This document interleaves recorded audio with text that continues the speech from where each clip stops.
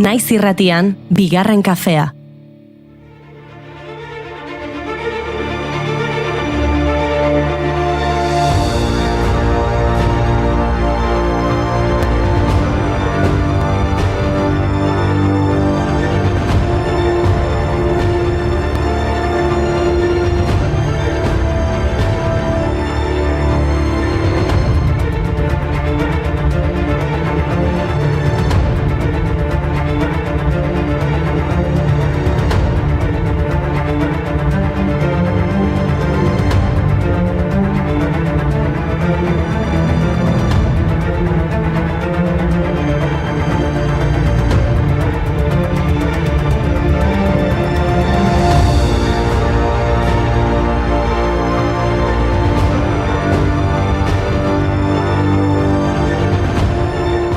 Arratsaldeon, Ipar Irlandara begira hasiko dugu gaurko saioa. Azken inkesten arabera, Sinn Féin alderdi nazionalistak irabaziko ditu hauteskundeak botoen 26% ingururekin. Orain arte nagusi izan den DUP alderdi demokratiko unionistaren aurretik 19% bozkekin. Haze egun historikoa egutegian. Maiatzaren 5 dagoeneko esan nahi berezia du Irlandako errepublikanismoarentzat. Bobby Sansen heriotzaren 41. urteurrena markatzen baitu. 1981 Irlandako gatazkaren ondorioz preso zeuden errepublikanoentzako estatus politiko aldarrikatzeko protestan hiltzen 10 gose grebalarietatik lehena. Urtero, kaleetan omenaldiak egiten dizkiote, baina aurten erakustaldi hoiek hautestontzietan egingo dituzte. Iragarpenek betetzen badira, Sinn Féinek botoen gehiengoa ez ezik, Belfasteko asanbladako diputatuen gehiengoa ere lortuko duelako. Lehen aldiz sortu zenetik.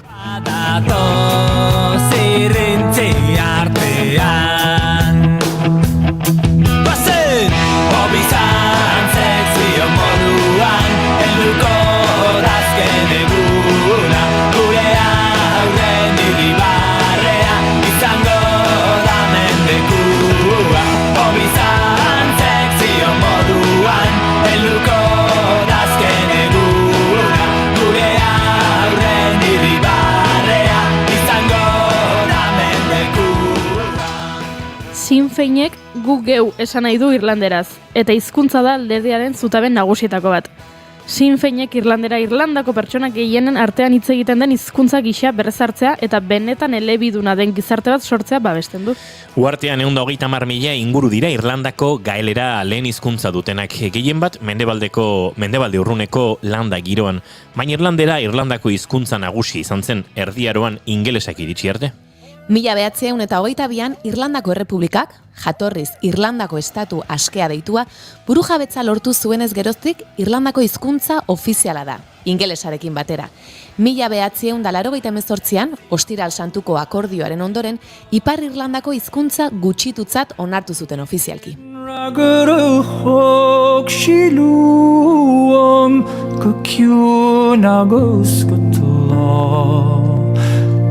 Sel na galla is bogomish an sushin ma. Hizkuntza gutxitu batetik hizkuntza erraldoi batera gaur Portugaldarraren nazioarteko eguna da. Hizkuntzak 265 milioi hiztun baina gehiago ditu munduan sakabanatuta eta hego hemisferioan gehien hitz egiten dena da. Portugesa gaur egun ere nazioarteko komunikazio hizkuntza nagusietako bat da, eta edapen geografik handiko hizkuntza. Handitzera bideratua dagoena UNESCOren arabera. Portugalgo hizkuntzako ikasleen elkarteak 2009an ezarri zuen ofizialki maiatzaren 5 data. Eta 2019an UNESCOren biltzar nagusiaren 40. bilerak ofizialki ezarri zuen portugesaren munduko eguna. Nem sei dizer se é fado que ouvindo há ritmo novo no ser que tenho guardado ouvindo a sua quem seria se desejar fosse ser. Hizkuntzak eta herrialdeak berak Portugalek uste baino eragin handia izan dute euskal literatura eta kantagintzan.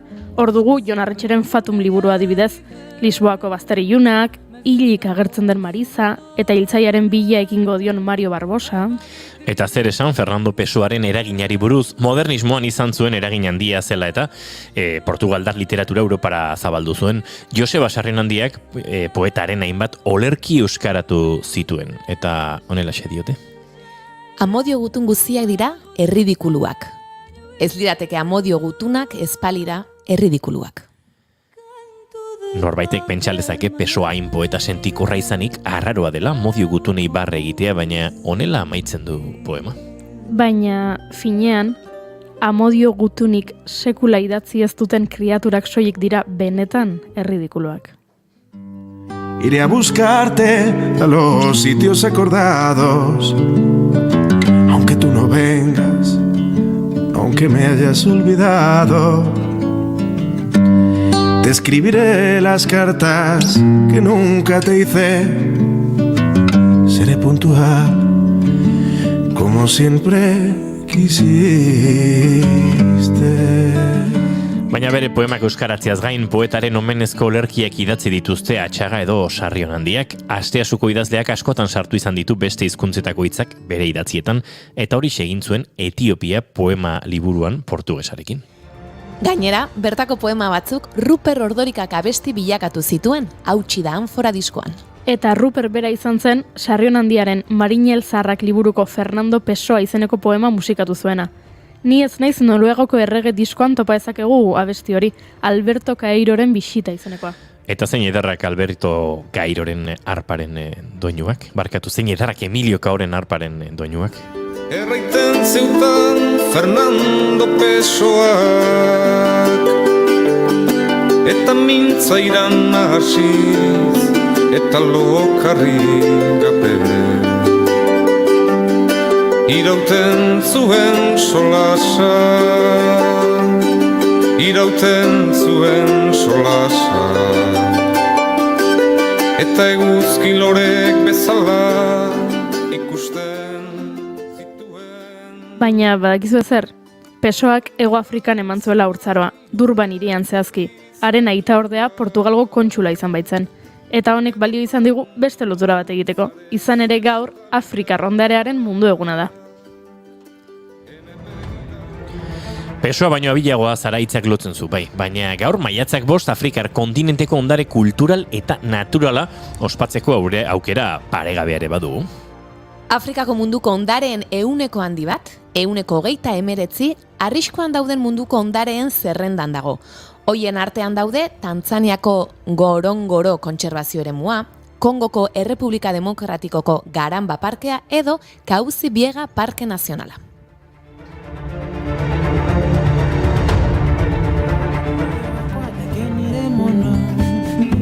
Desiria que manina jetere kanidaine daiwaga tarenie de queen que mani ne warire nakoro yakwa. Klima aldaketaren, kontrolik gabeko garapenaren, isileko izaren eta ezegonkortasun zibilaren aurrean Afrikako ondare askok balio unibertsal aparta galtzeko arriskua dute. Beraz, inoiz baino premiazkoagoa da ondare ordezka ezin hori babestea eta gordetzea. Ba, egun hau ospatzeko, Afrikatik ekarretako kutukua edan beharko dugu, ezta? Nik entzun dut, bai, laborategiko ozkailuan Afrikako ondarearen pusketatxo badaola. Bai, baina kontuz, asko edaten baduzu mozkortu egingo zara eta...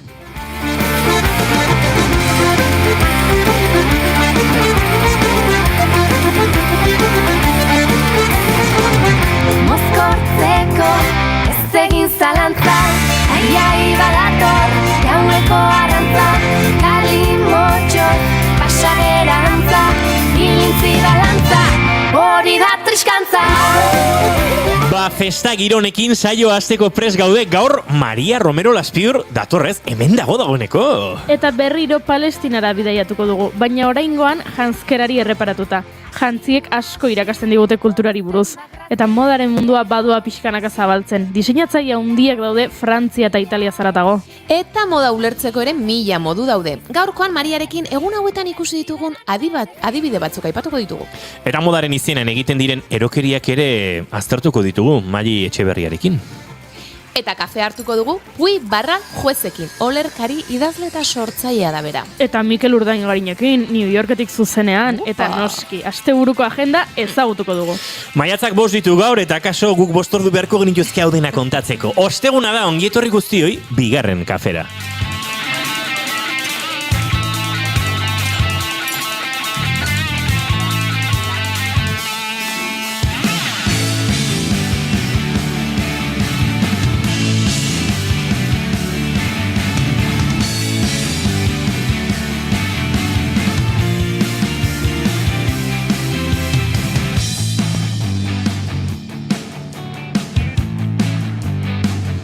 Zuekin, Oiana Maritorena egen be. Wow, atxaldeon! Arratxaldeon!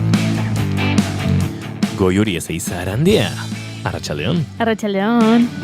Eta izketan ari zaizuen hau, Inigo Asensio Lurbide gaur bigarren kafeak 382 ditu arratsaldeak 4 eta 11 izango ditu 3 segundo barru, maiatzak 5 esan da bezala, eta gu hemen 3 pres laizer 4 izateko esperantzan. Ongi etorri, guztioi, bigarren kafera, naiz irratien zarete.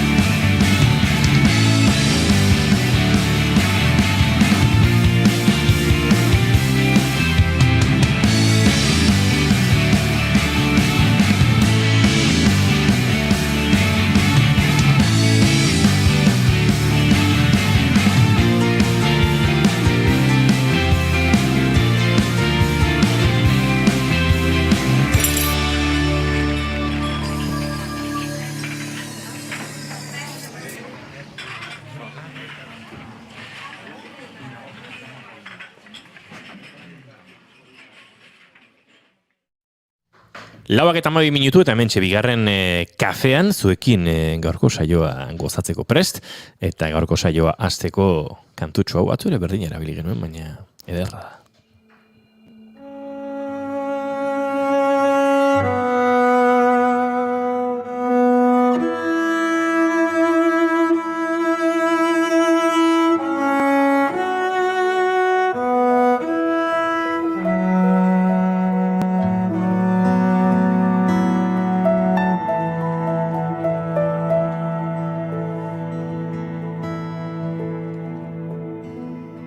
Fuimos los amos del mundo, la dulce manzana que mordió. Fuimos el cuerpo desnudo, insomne y perdido, inmune al reloj. Fuimos el breve relámpago, la duda que ofende, la sucia verdad. Fuimos la llaga y el bálsamo, la gran borrachera, la risa inmortal. Y ahora ya ves, buscando el camino de vuelta hacia ti. Y ahora aprender que el tiempo perdido enseña a vivir.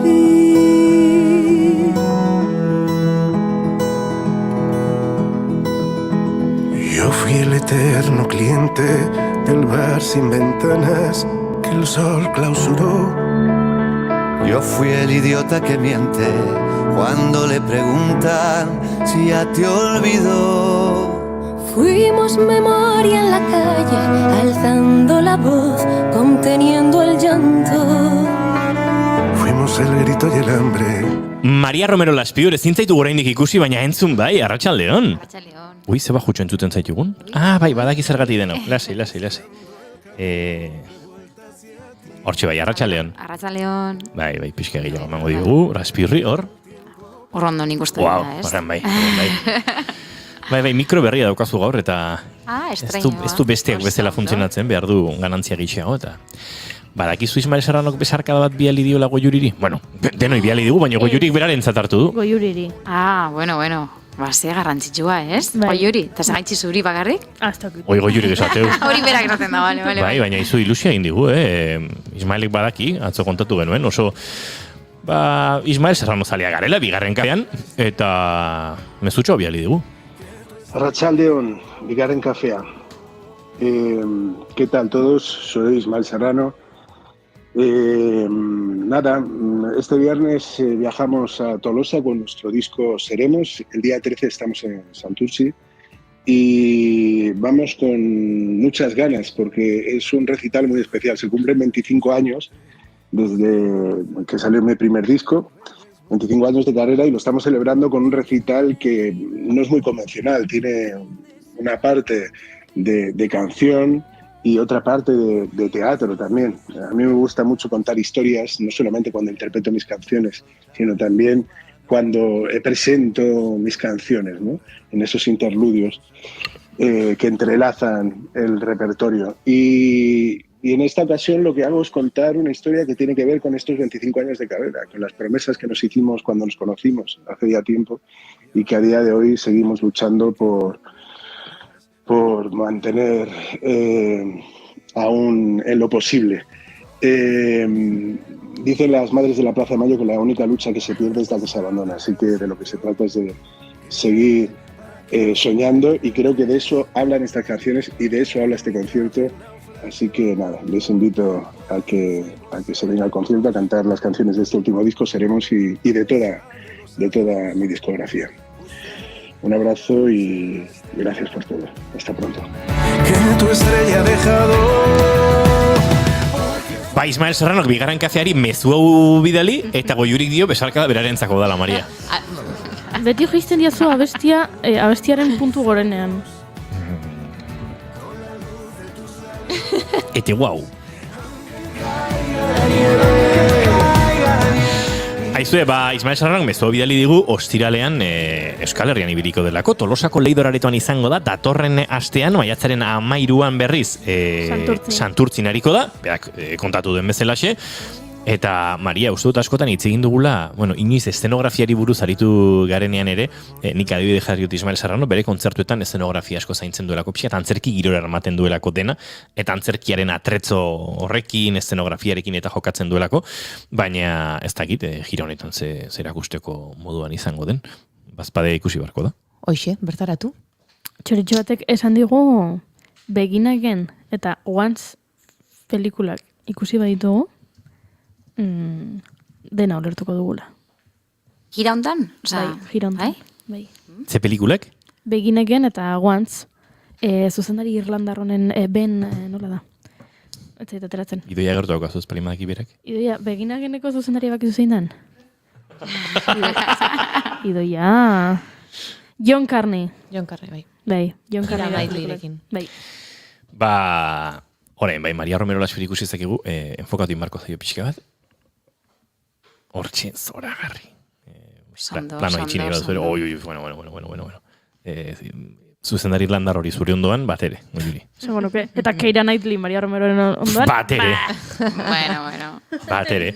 Aizue, hau esan da, maite dute hildu barko diogu, ez da? Bai. Prestatu duzue? Ez? Nik bai, Bota. Ni hasiko naiz?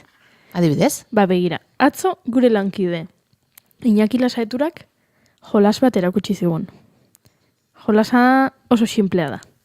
2 pertsona jartzen dira, esaten dute. 1, 2, 3. Eta 3ra iristean, biek hitz bat bota behar dute. Orokorrean ez dezue hitz bera esango, hori oso, ez dakit, probabilitate baxuko gauza bada. Baina agian zuk esaten duzu gaua eta beste pertsonak esaten du argia. Eta orduan berriro egiten duzu. 1, 2 eta 3, eta 2 hitz horiek elkartzen dituen 3. hitz bat topatzen saiatu bertzarete. Eta orduan esaten duzu. 1, 2, 3. Farola! Egingo diego erakustaldi bat, Goiuri. Bai. 1, 2, 3. Kamara! 1, 2, 3. Flash! ND filtroa! Bale, begire. Kasu honetan... Zuk esan duzu, flash. Bai. Eguzki eta kamara. Bai, nik... Zurea zaila zan, teknikoki. Bai, igual... Komplikatu egia.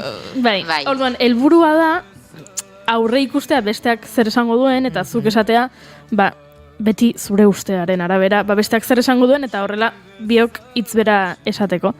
Eta atzo jolasten aritu ginen, eta oso divertigarria iruditzen zait. Eta oso konexio bitxiak agertu ziren. Eta askotan aurkitu zenuten hitz bera? Bai. Bai?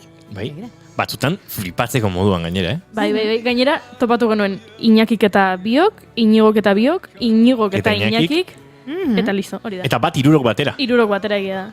Hain garbi ikusi nun nik ere esan nuela, behai gari ziren jokatzen, jolasten, eta momentu hartan esan nun, venga, nik ere bai botakoet, eta 3 irurok esan genuen hitz bera, 3 modu desberdinetara. Bai, eta gero beste batean ere, 3 gauza bera esan genuen. Baina ezin dugu esan Urkullurekin erlazioa du eta. Eta euskal gizartea gurtzen duten batzuekin. Kaixo, Goiuri, ze politi alkondara, Oiana poltsiko antzerki jardunalita jungo zea? Ni, hor txibiliko naiz. Nire gaurko maite duta da feroz, ta gertuago daukat izaroko kontzertua. Aber norbait eztan juten, ta ematen diten sarrera. Zegoko juteko. Agortu diatzo salgai jarri zirenek? Uste dut, baietz, eta hemen gorga jartzen du. Ezagutzen duzu norbait, esan, eman mesez nire kontaktua. Begira, bide batez norbait balin badago irratiaren beste aldean, eta sarrerak balin badauzka, izarok belodromoan larun baten eskiniko duen kontzerturako, guri idatzi eta guk harremanetan jarriko dugu pertsona hori Gorkarekin, edo moldatuko gara. Ze Gorka, etorri nahi balin baduzu, ez dakit egin behar dugu hemen zerbait. Nian izango naiz. Aizue, gure maite dute itxaron egin beharko dute, ze badakit New Yorkera joan behar dugula, eta zuzenean gainera, antxe dagoeleko, zarteko lantalde erdia, eta tartean, saio hontan asko miresten dugun artista, Mikel Urdangarin, arratsaldeon! Arratsaldeon. Antes esaten good afternoon izan barko da New Yorken, baina tira, zuek oso euskal giroan zabiltzate eta oraindik euskararekin moldatuko zarete bertan, ezta? Bai, euskaraz moldatzen gara hemen. Bai. Zorionez. Nun zabiltzate orain, Mikel, ze badakit gaur kontzertua duzuela, baina orain ikan goizean ari zarete? Hemen dago neureatzean Grand Centrala. Grand Central Station. Zoleko erra. Eta hemen atzean desumit izeneko ikusizuna probatzeagoaz, ezta? Ez duzu igual hartaz. Bai, dela New Yorkeko kulturaren egoitza berria irakurri dugu. Desumi da hori nekien. Bai. Bagoaz, besterik gabe biztak ikustera, oso espetakular omen da. Aizu, Mikel, gaur kontzertua Brooklynen eta hemendik 3 egunetara Manhattanen nola zabiltzaten, ibilbide luze honen urte mugau, ospatzen eta gozatzen eta eskaintzen eta ze gizalarru gaurko kontzerturako adibidez? Pozarren, New Yorkera gantazen bakoitzean, ospakizun bat izaten da, ezta? Eta gaur jalopin oso tokia da, oso jende jatorra ematen du, ez, handagoena. Eta bakigu lagun batzuk ere gongo dira, audientzian, eta, jotzeko eta gozatzeko desiatzen. Hortxe, sekretutxo batzuk kontatu dizkigute, eta badakit, sare sozialetan ikusi dugulako Kirmen Uribek eraman zaituztela dagoeneko hiriko garagardo honenak dastatzera. Hori ere badakigu. Horiek, hori gaizki informata zauz, hori toki horiek ezagutzen nuen, sobera aurretik. Eta alik eraman ditut. Bai, benetan? Kirmenek horreztak aparterik. Ostras, ze ona! Eta, baino, gaurko kontzertuan uste dut Kirmen Uribek bai izango duela bere partetxoa, eta okerez panaiz Elizabeth McLeanik ere bai, ezta? Hori da, Elizabeth batetik, Elizabeth izan da gure lokarri, hori honekiko, eta laguntasun badago gure artean, eta batetik bera eta bestetik Kirmen, aprobetxatu horra bizita, lagun hauek ekartzeko, gure artera. Leku ederra, gaur Brooklynen Halopi Theatren, datorren igandean Manhattango St. Clements Theatren, bertan Etxeparek antolatu duen New York Basque Window egitasmoaren barruan, formatu berezian gainera. Hortxe zoazte, Rafa, Ander Hurtado Esaratxo, ez dakit bateria edo perkusioarekin, Rafa gitarrarekin, eta zuzeu ere gitarrarekin, edo nolako izango da, kontzertuaren defentsa hori, Mikel? Nik uste ederra izango dela, eta defensa baino disfrute duzta izango dela. Ez irukotea oso elkar ezagutzen duguna, eta lehenago jota gaude formazio honetan, eta bildu gabe, dana gozatu. Aizu, Mikel, kontzertu hauek New Yorken, ondoren Madrilera, akaso estatu batuetara berriro joateko aukerare badago hor, guztiz lotua, baina Kaliforniako koste inguru hortara. Ez dakit, askoz gehiago eskadakioken urtemuga honi, eta urtemuga honen baitan pentsatuta zenituzten ospakizun guztiei, batez ere gatozenetik gatozela, eta azkeneko bizpahiru urte hauek izandakoa izan da, uste dut oso pozik egoteko modukoa dela, ez? Bai, egia esan, Kaliforniako konfirmatuta dago. Eta maiatza bukaeran etorriko gara, bai. Primizia mateko moduan gara bigarren kasean. Bai. Zuk ez pasate izango bien, gaur ratzaldez. Baina bai, zorionez etorriko gara, eta akaso udazkenan baita ere, gaurzen izango da txokori bizitatuena. Txokorik eta urunen dauna, gehien bizitatuko dugu. Eta Madrid baita ere. Horri lau aldiz pago gara, eta oso posibia zen pandemia izan den, eta horrein dimizi dugun zelantan, kontzertuak eman alizan ditugu, baina horrein beste erabatik ari gara, eta zorionez zamarko da, ezta. Aizu, Mikel, lagun batek esan zidan behin, lagun musikari batek bizitza badela mitoak bidetik kentzen joatea, eta guk bagenuen bat, eta zen bigarren kafea hartzea, Bazkalosteko kafea entzuten genuen bitartean, eta Mikel Urdangari New Yorketik zuzenean sumitetik genuela. Hemen klik egingo dugu horrela, eta mitoa bere erautsi dugu beneko biderako. Aizu, plazer bat, ez dizugu denbora gehiago kenduko hortxe turismo giroan eta gozatzen zabiltzate. Kakapila gaurko kontzerturako, horren argazki eta bideotxoak ere gaur egun sare sozialetatik errexe harrapatuko ditugu eta jarraituko ditugu eta ala bueltan kontatuko diguzu. Akaso Kaliforniatik bueltan ere udazkenan ostean nolako izaten ari den bira guztia, baina eskertzen dizugu benetan. Guretzat hartutako tartea, Mikel. Eskerrik asko, plazera izan da, eta aur bat denontzat. Besarkada guzti hortiken, Naiara, Ander, Rafa, Kirmen eta konpaineri. Ondo pasa. Hemen daude, guztiak, eta zuen erruz berandu dugu gara zure asko. Zara, baina, bueno. Muxu bana hori konpensatzeko, Mikel. Muxua. Aur. Lurrera ekarri ditut irri barresa latariz, Bazkalostera itzuli eta 10.000 aldiz. Ba, ez da makala, Kalifornian izango dira Urdangarin eta konpainia, hori primizian kontatu dugu, New Yorken ari dira, gaurko Brooklyneko kontzertuaren atarian, eta eurekin bat egiteko moduan ere izan gara, bigarren kafean, eta horrela, eta kafe hartuta gaurko saioare abiatzeko moduan, ez da? Maite dutak. Hui, maite dutak falta zaizkigu. Venga, nire arrexa eta laburra, maite dut mitoak bidetik entzea, eta horintxe bat kendu dugunez, horixe da nire maite dut. Oiana Maritaren agen bezein da zurea? Mikelekin hitzein ondoren zaila da, hola maite dut polit bat utatzia. Baina, bueno, lehen pentsatu detena esangoet. Gaur gaina justo hitz egin dugu gaelerari buruz, gero hizkuntza portugesari buruz, eta justu gaur goizan gertatu zait gauza bat hizkuntzarekin eta euskararekin erlazioa duena, eta bueno, politia iruditu zait. Bueno, asesoria batera ju naiz, asesoria honen kontaktua eman zidaten duela denbora bat, eta nik egia da galdetu nuela badakite euskara, zen iritzat oso garrantzitsua da, zerbitzu bat hartzera juten naizenean, nire hizkuntzan hitz egin alizatea. Eta aipatu ziaten bai. Eta bueno, tokatu zait gizon oso jator bat, ez neukan itzorduri baino bertan hartu nau, eta bukaeran berarekin hizketan esan diot, begira, ni ona etortzaren arrazoietako bat bada zuek euskaraz zerbitzua ematea, eta esan dit, begira, nire nagusiarekin beti borroka hori daukat.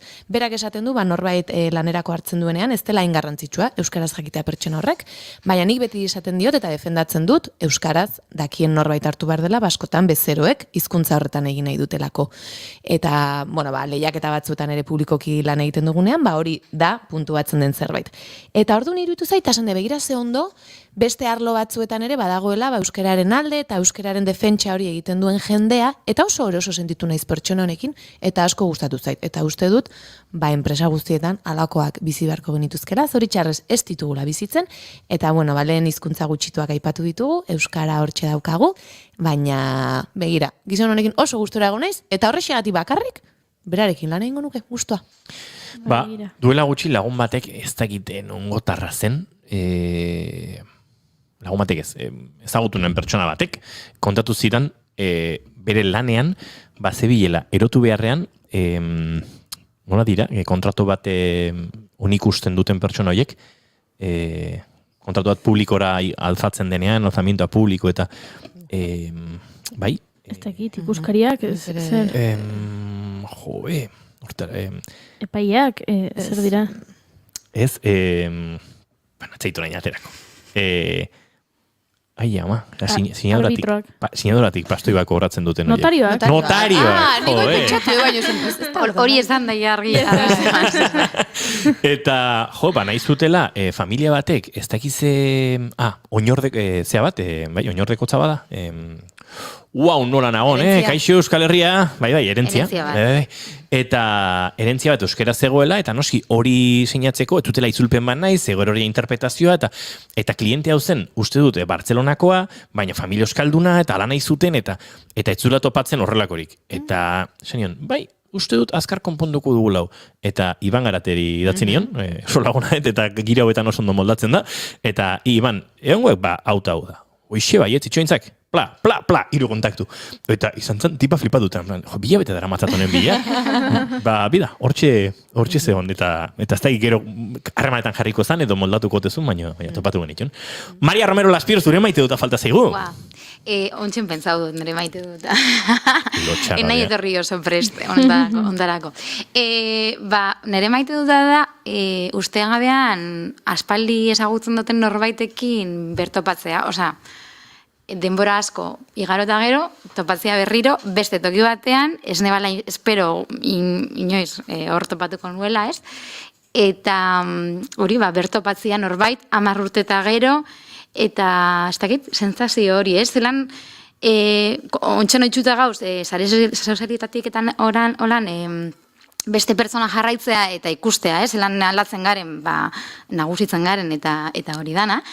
Eta askotan, badau jendia, ez dakala sare sozialak, eta ez duzuela topatzen 10 urtetan, eta bueltatzen zarenean, da ikusten, topo itxen zaretenean, kasualidadez, ze polita dan, bai, ez? Ez dakit. Denbora guzti hori pasata gero alata guztiz be, ez dakit, horrean laguntasun hori edo topatzia eta ez dakit, ilusioz norbait topatzia politxa dela. Oso politxa. Eta gaur egun pixka zaila dela, bertopatzia. 10 urte ikusi barik egon da gero. Azkenean hori, danak pixka gutxi gora bera konektatuta gauz. Niri ex batekin, mutilagunoi batekin, duela 10 urteko batekin, duela gutxi topo, elkartu eginen egia da, baina oso politxa izan zen. Seguro etzela Madrilen izan. Donostian izan zen jakina. Hori, Isabel Díaz Ayuso esan zen. Presidentek esan zelako. Esan zen Madrilen, Madrid zoragarria dela, etzealako zure bikotoiarekin topatzen. Bueno, hori ez dakit nik. Nik uste, ikusi nahi ezpaduzu, ikusiko duzula. Madrilen, New Yorken eta... Esaiozu hau, urruntze agindua betetzen ez duen tipo baten emazte oiari edo bikote lagun oiari, ze mierda eta ze... Bai, a ber, Ayuso badakit. Ayuso. 8:33 naiz zerratian zarete, bigarren kafean, eta hasiko dugu saioan. Bai. Guazen ba.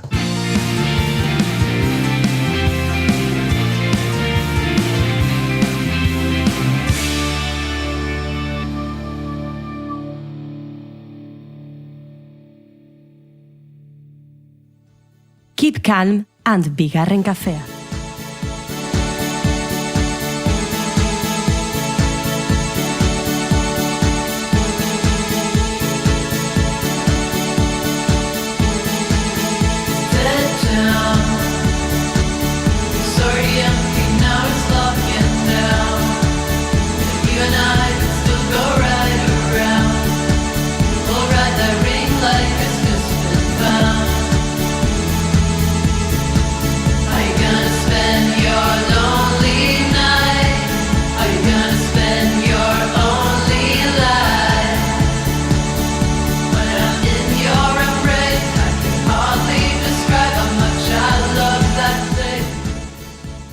Duela bi aste itzen genuen Maria Romero Laspierrekin eta kontate zigun Palestinara egindako bidaia eta postalak ekarri zizkigun bide batez gure entzulei gogoratzearren. Eta Palestinako postal horietan ez dira pertsonak agertzen, beraz, ezin dugu esan nolakoa den Palestinako janzkera tipikoa. Eta horregatik Maria Romero Laspiurrek gaur kontatuko digu modaz zer ikusi eta ikasi zuen Palestinan, eta pixkanaka mundu horretan murgilduko gara, eta azken egunetako eztabaida bat plazaratuko dugu, ea zer iruditzen zaizuen, ze ez pentsa hau azalekoa denik, eta moda azaleko gauza badenik, modarekin kulturaz eta herrialde baten ekonomiaz eta egoera politikoaz ere ikasi daiteke. Bai, guztiz. Eta gero, ontsen entzun da zori zelan zegoazen esplikatzen Palestinakoa, zein da Palestinako jantzi tipikoa. Claro, eske jantzi tipikoa eta gaur egun Palestinatik ibiltzen zoia zenean ikusten desuna, ez da zer ikusirik. Okupazioaren da gero gauzak aldatu dira eta pixkat aldaketa bat egon da hor ez? Palestinako jantzi tipikoa zein dan? Bueno, nik igual esaten baldin badozu Palestina, dortzen jata Palestinako txapia. Kufila. Ikusten zena, egia da, kaletikan gizon zar bateron batek buruan basera mala olako zapia, baina gero eta gutxio ikusten da, azkenean tradizioa pixkat galtzen jundelako, eta hori adineko jendeak erabiltzen dituelako. Egia da, souvenirretako dendetan ikusten zirela, Palestinako pañolak, eta jende gazteren batek edo, holan, zapi moduan eramaten zuela, baina ez da bertara jun eta zerbait ikusten dozuna, ez? Osa, gehiago zaudela, 2009an Yasser Arafatek popularizatu zituenean Euskal Herrian, han baino. Guztiz, vamos. Hemen modan zegoen. Oso modan zegoen. Eta oso moduan zegoen, eta oindala pare bat urte, gogoratzen nahi, sartu nintzela, Donostiko denda baten, holan, eskontza baterako erropa bilatzen, eta topatu nituen, zaineko batzuk eta alkondara batzuk, estampatu hortan inspiratutagoak.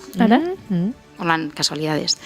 Eta zian, holan marka oso garezti batekoak, eta kostatzen zituzten ez dakizen basan, baina sustauta pixe geratu nintzen, eta pentsagun eban, zelan aldatzen da moda, eta zelan eraldatzen denez, jantzi bat, estilo batetik bestera, naiz eta estampatua mantendu, eta, ez dakit. Kuriosoa dela, ez? Zelan berrera biltzen diren printak, eta zelan interpretazioa desberdina da, eta erabilpena desberdina sortzen dira zen.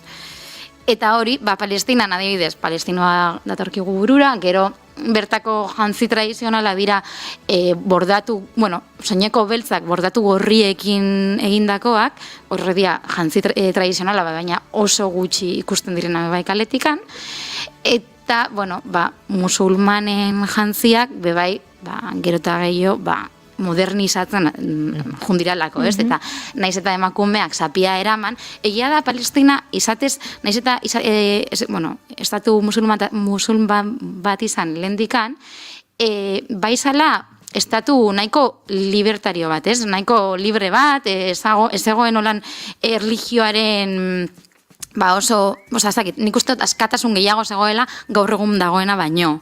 Azkenean, okupazioaren gatik estremoak, pixkat estremora eraman ziren, eta, erlijioaren pixua, handitu egin zan.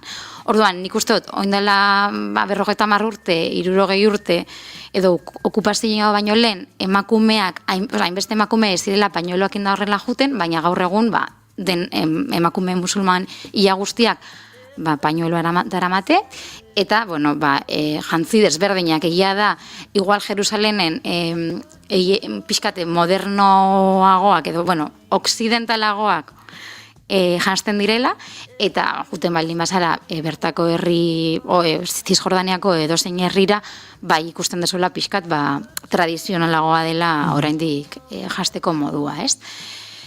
Eta pañueloaren erabilpena, nik uste dut, gehienek erabiltzen dutela, badaude gaztetxoren batzuk, ez dutenak erabiltzen, baina, holan, era desberdinetako eta koloretako pañuelak erabiltzen dituzte.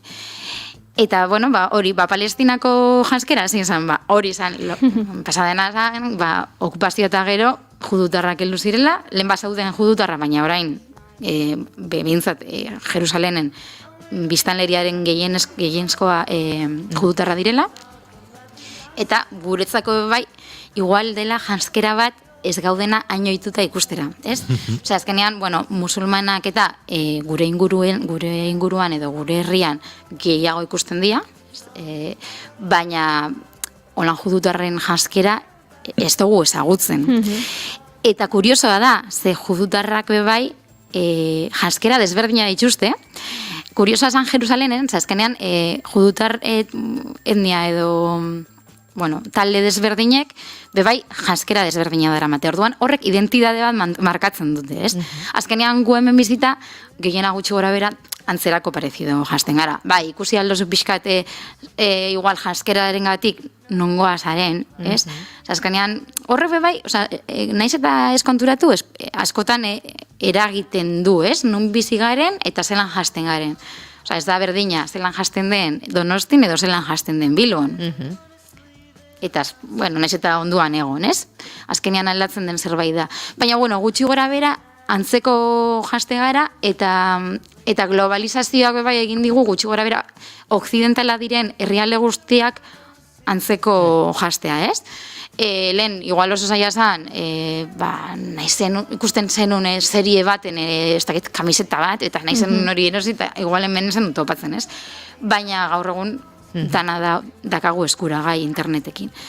Eta, nik uste dut horrek bebai, olako herrialde batean, ikusten dozu guztiz kontrastea, ze bertan hori judutarrak oso tradizionala dira, eta, batez ere ortodoxoak direnak, jantzen dira, era oso tradizional batean, pixkat traje edo, zelan da, ointxen ez jatatorriko,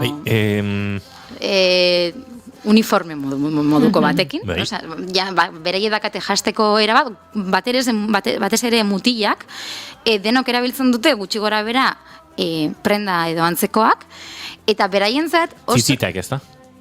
Bere jantzi tipikoa tzitzita da. Tzitzita da, tipo txaleko bat moduan, eramatu dutena alkondara behian. Eta niri hori bebai, impresionantia iruditzen jata, ume txikietatik anazita, sarrenetara pasau arte, danek eramaten dute hori. Naiz eta etxandalez jantzita jun. Da zerbait ez dutenak entzen esertarako. Ez da hori guk hemen ez dugu inun ikusten, ez da, naiz eta igual edo kristauak, ez dakite oso, ez dakite ortodoxoak eta ez dakite religiosoa diazen pertsonak, pixkat uniforme desberdina dara damatzate, ez? Baina hauek denak dakate txizipa hori, txizitz hori jantzita beraien erropa behian, ez? Naiz eta txandales jantzita jun edo traje batekin jun jantzita. Gero, kipa bebai denok daramate, estilo desberdinetako kipak dituzte, eta gia da, bebai, kiparen arabera beraien ideologia edo posizio soziala bebai desberdina markatzen dutela, hori oso kuriosoa da, eta gero bebai jantziek markatzen dute ze garaitan geratu diazen. Adibidez, ortodoxoak bebai, naiz eta ortodoxoak izan, dakatek jantzi desberdin batzuk, ez? Eta horrek, adibidez, normalean ematen dute batin beltz batzu moduan, ez? Badaude batin beltzak direnak eta beste batzu direla marraduna moduan. Orduan, depende batina zelakoa dan, geratu dira garai baten edo beste baten. Hau da, batzuk geratu dira 19. mendean eta beste batzuk 18. mendean. Orduan, egiten dituzte bakarrik garai hortako gauzak. Ezin dute telebista ikusi, ezin dute ordenagailua erabili. Azkenean batzuk nahiko flexiblea dira horrekin, ez? Baina bat egunean ezin dute ascensora erabili, ezin dute sakatu, horreko egunean komentatu genuna. Kuriosoa dela... Eta zu kanpotik pertsona hori begiratuta badakizu ze garaitan geratu da. Ze garaitan dagoen. Eta ze pauta jarraituko dituen.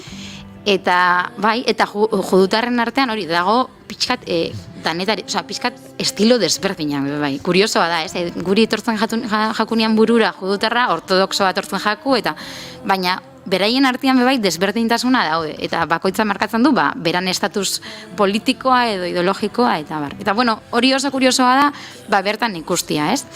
Eta gero daude kristauak, esatu dutela direla, bueno, nik uste dut hobetuen bizi direna bertan, azkenean ez dira hainbeste sartzen beraiekin ez da okupatzen dauden okupatzaileak eta ez da okupatuak. Ez hori da, dia pixkat kaballito blanko moduan.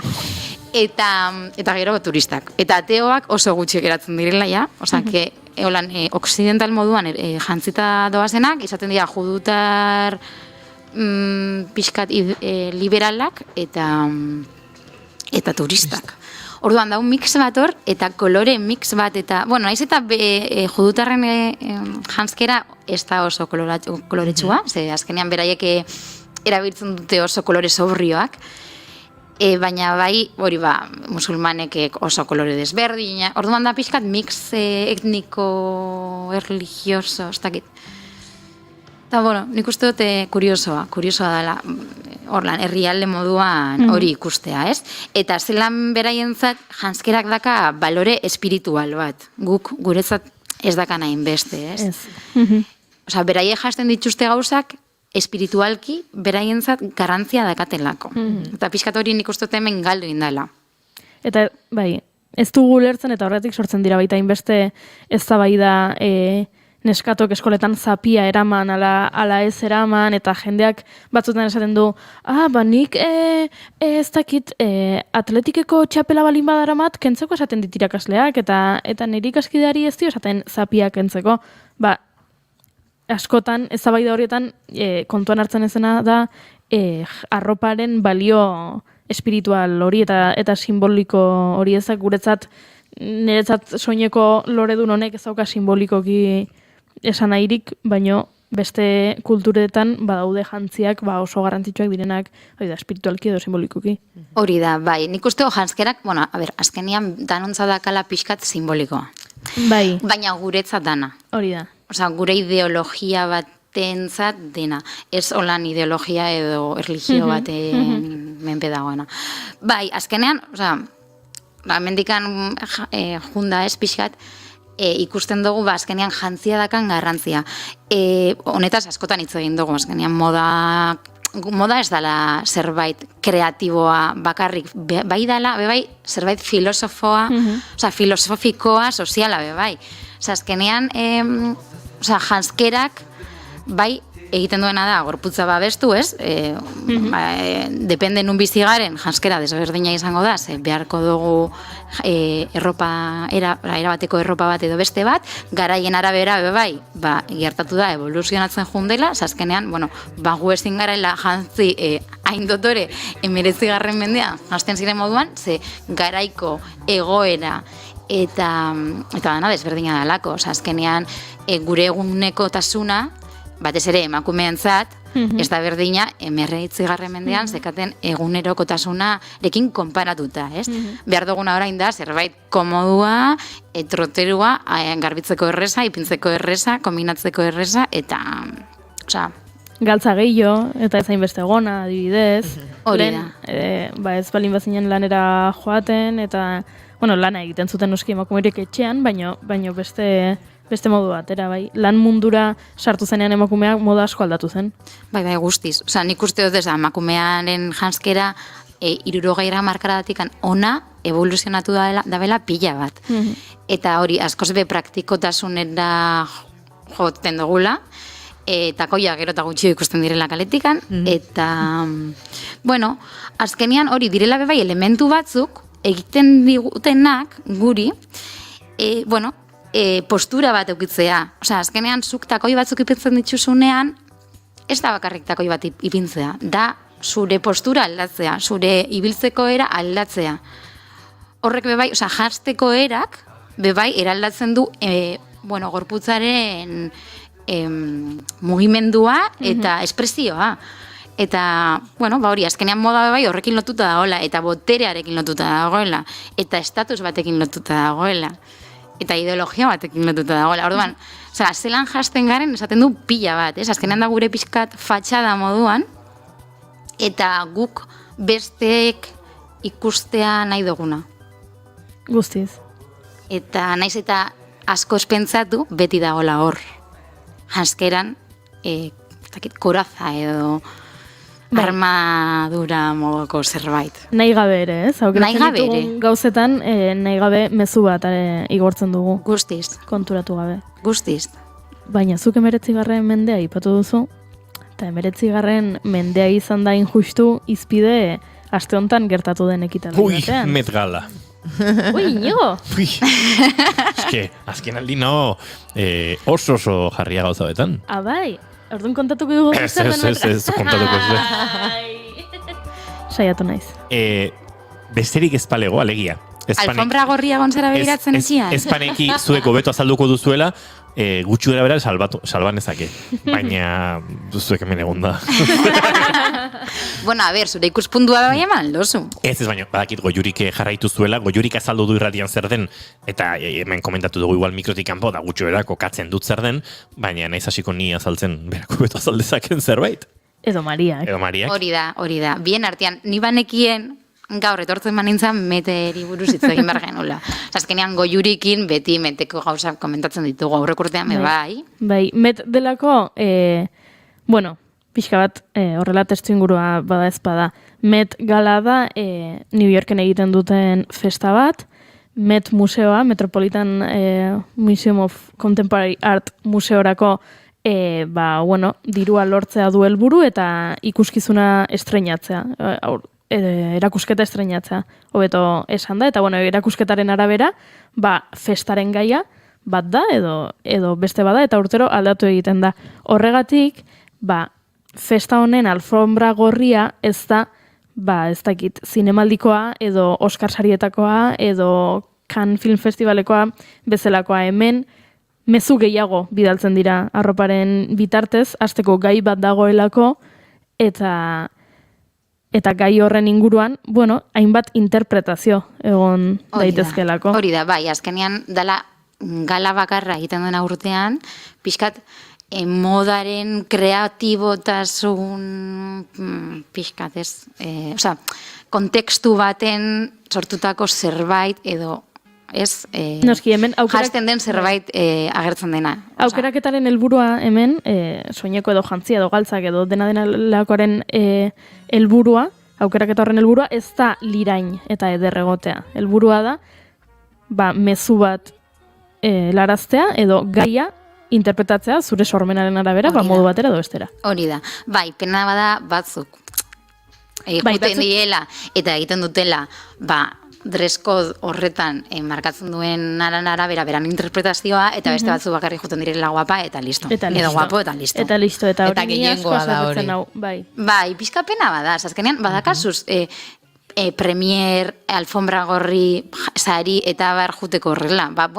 Honetan, pixkat, ez dakit, originala izan, eta zerbait berezia eraman edo, ez? Edo sortu. Bai, hau da, inauterietan, kaleko arroparekin kalera ateratzea bezala. Inauteriak... Batez ere bertan, esango nukelako denek edo ia denek baliabide ekonomiko ondano dutela, nahi dutena sortu eta pixka lantzeko. Inauterietarako besteok ibiltzen gara, lan ordeatik kanpo hor tartetxo batzuk ateratzen eta asmatzen. Batzuek ez dute beraiek ere egin beharko lan hori, ez? Norbait kontratatu egin iezadazu... Eta kitxo, behaiek ere ez dute asko involukratu behar akaso, orduan, Bai, horregatik pena bada. Pena bada. Zer gainera, nik ikusten ditu danean argazkiak eta pentsatzen dut. Edo gaia aurretik hilabete batzuk lehenago esaten dute. Hortengo gaia honakoa da. Eta orduan nik askotan pentsatzen dut, ni gai honekin joango nintzanteke horrela edo gero esango diguzu aurtengoarekin zer egingo zenuken. Eta Mariak ere bai. Danokin esan alo. Ni oso kontu hauten. Esan gaia zein izan den, aurtengo gaia zein izan den esan barko dugu lehenago. Bai, estatu batuetako moda. Da pixkat gaia.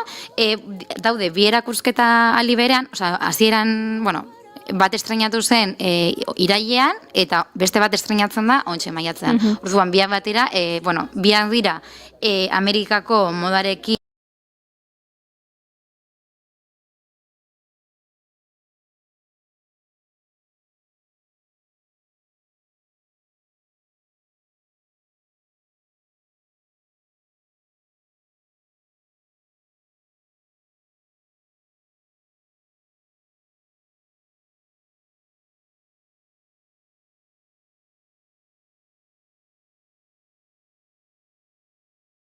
glamour doratua edo. Bai. Urrezko glamourra. Hoi da, urrezko Gilded Glamour, dela Mark Twainek bere liburu batean sortu zuen eta erabili zuen kontzeptu bat, eta da, 19. mende amaieran estatu batuetan dirutsuen eta oparutasunaren eta janzkera horien erakuslea. Bereziki 1800 eta 80tik aurrera, 1900 urte hasierara, garai horretan. Bai, 19. mende erdi bukaerako garai hortan, ez? Azkenean garai hortan jende askok industrializazioarekin dirua egin zeban, eta ekartzen zituzten, eramaten zituzten jantzi oso ostentosoak, eta pixkat gai horrekin hori izan pixkat puntua. Eta hori hartuta bakoitzak interpretatu egiten du, gaia. Eta interpretazioak izan dira pixkat denetarik. Bai, denetarik, eta batzuk oso ondo, eta besteak nahiko gaizki. Eta gero beste gauza bat. Gala hontan, daude bebaik anfitrioi batzuk moduan. Bai. Eta ordera aldatzen dira. Bai. Eta aurten, bat izan da Blake Lively. Bai, Lively. Bai. Eta niri egia zen... Zeren arabera aukeratzen dituzte? Bueno, urtero aldatzen dira. Hori aukeratzen ditu Anna Wintourrek, dara Vogue estatu batuetako zuzendariak, eta berak aukeratzen ditu, eta orokorrean bai izaten dela, gian urte hartan, ez dakit, garrantzia izan dute, bai pelikula garrantzitsuetan agertu diralako, edo liburu bat argitaratu dutelako, edo bai, musika, edo diska bat, edo alakoa. Baina, aurten aukeratu dute hau, egia esan ez dakizeba. Artista delako. Badakit, ez dakizeba, aktorea da. Baina ez du atera holan pelikula garantzitsurik ez ezer? Ez, baina nik badakit zergatik aukeratu dute. Bai, nik hori ez dakit. Urtero asmatzen duelako. Eta gaia, urtero gaiaren araberako jantzia eramaten duelako. Gustatzen zelan zaian jantzita? Aurten Blake Lively? Ai, por Dios. Ala, ze hona. Hortera bat diritzen zait, benetan hortera bat. Ai, nire gustatzen. A ber, Maria... kontatu behar dira goantzulein nola... Hori da, jantzia, askatasunareko estatuan dago inspiratuta. Eta Versacheko jantzi bada. Egia da, 19. garaiko printzesa bat ematen duela, niri jantzia pertsonalki ez jata gustatzen, sentitzen dut. Zerbait larri erodia goiuri? Baina, bai, baina originala izan da, zerbait dreskodearekin badoa. Ni kontatuko dizuet? Bai, niri azaldu dizuet. Soineko hau, zergatik den, hain egokia, Berarentzat eta gala honentzat. Soinekoa, azaltzeko pixka bat da, soineko luze bat, horrela du atzetik gona oso luze bat, hasiera baten ez tainu kolorekoa dena, eta Blake Lively iritsi zen gala museo honetara ez tainu koloreko soineko batekin. Hori azpiko partean eta goiko partean horrela kristaltxo txikiak eta struktura, korset moduko struktura batekin eta diadema batekin. Eskailerak igotzen ari zen bitartean, ze museora sartzeko eskailera batzuk igo behar dira, askatu egin zuen gerrialdean zeraman oial zatia, eta batean soinekoa urdin bihurtu zen. Ze esan nahi du horrek? Berak horrekin irudikatu nahi izan du nola New Yorkeko eraikinak hasieran zilarrezkoak edo estainu kolorezkoak direnak denboraren poderioz eta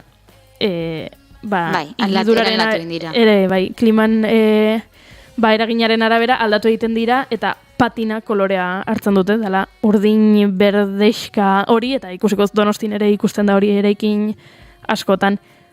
Hori iruditzen zait, hasteko?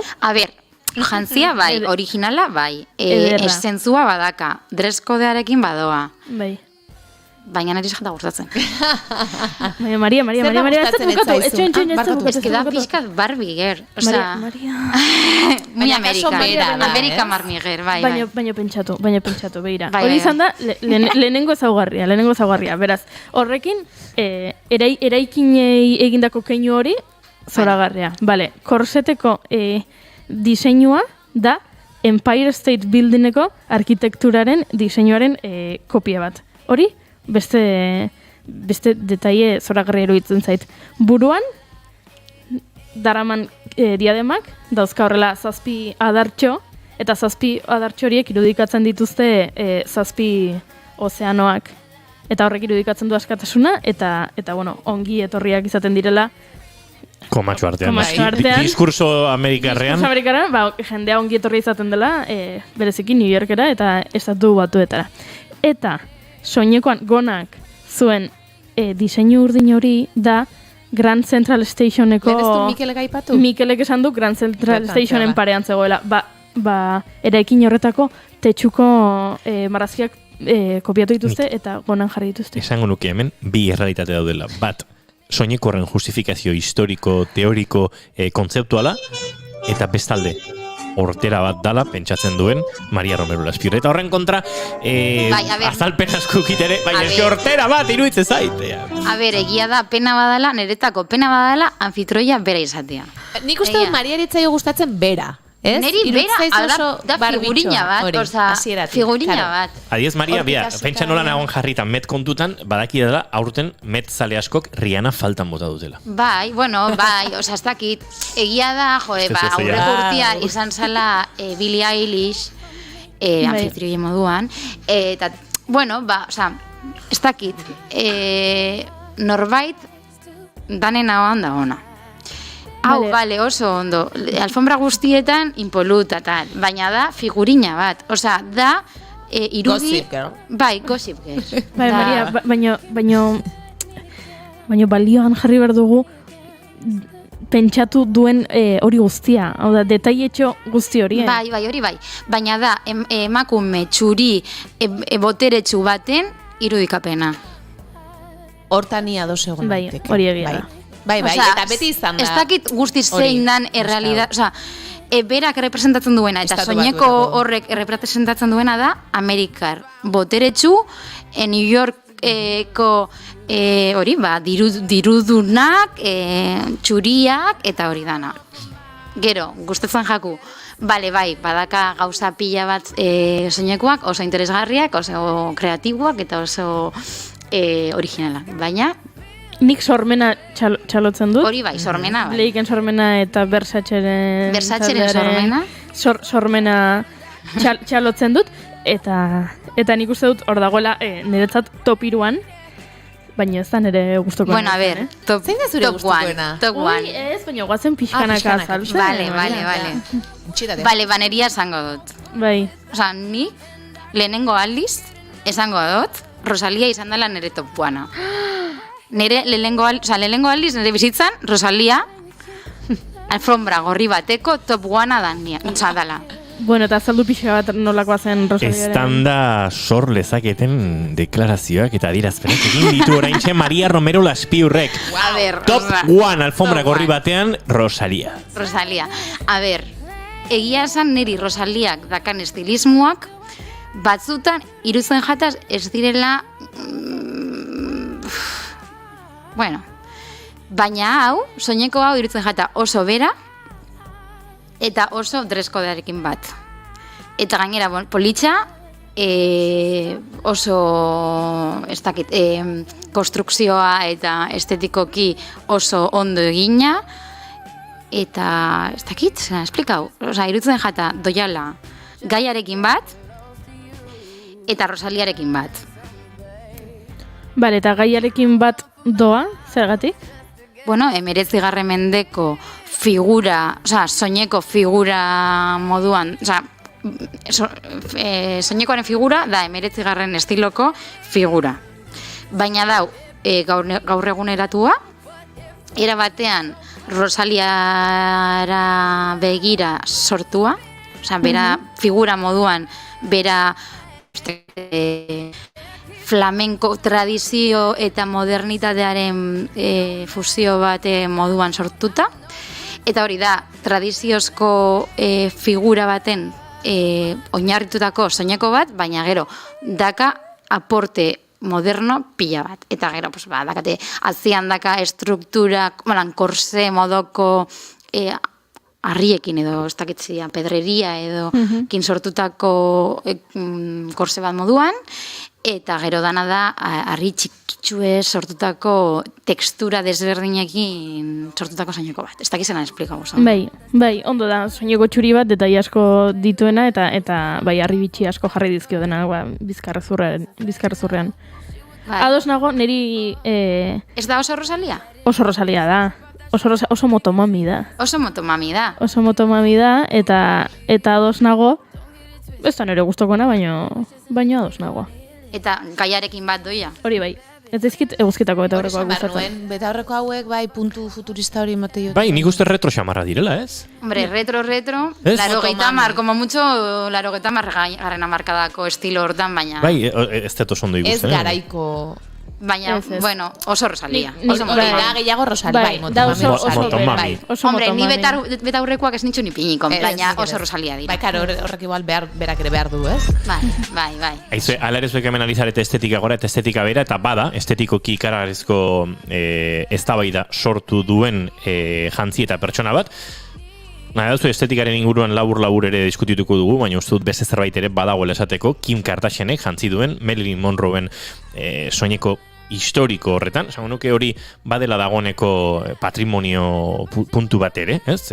Soineko hori, jantzi dut hortarako 7 kilo argaldu behar izan ditu Kardashianek, bihurguneen gorputz ez argalen, ez dut esango ez normatiboen, ze nahiko normatiboa ere iruditzen ze bere gorputzaino, ez?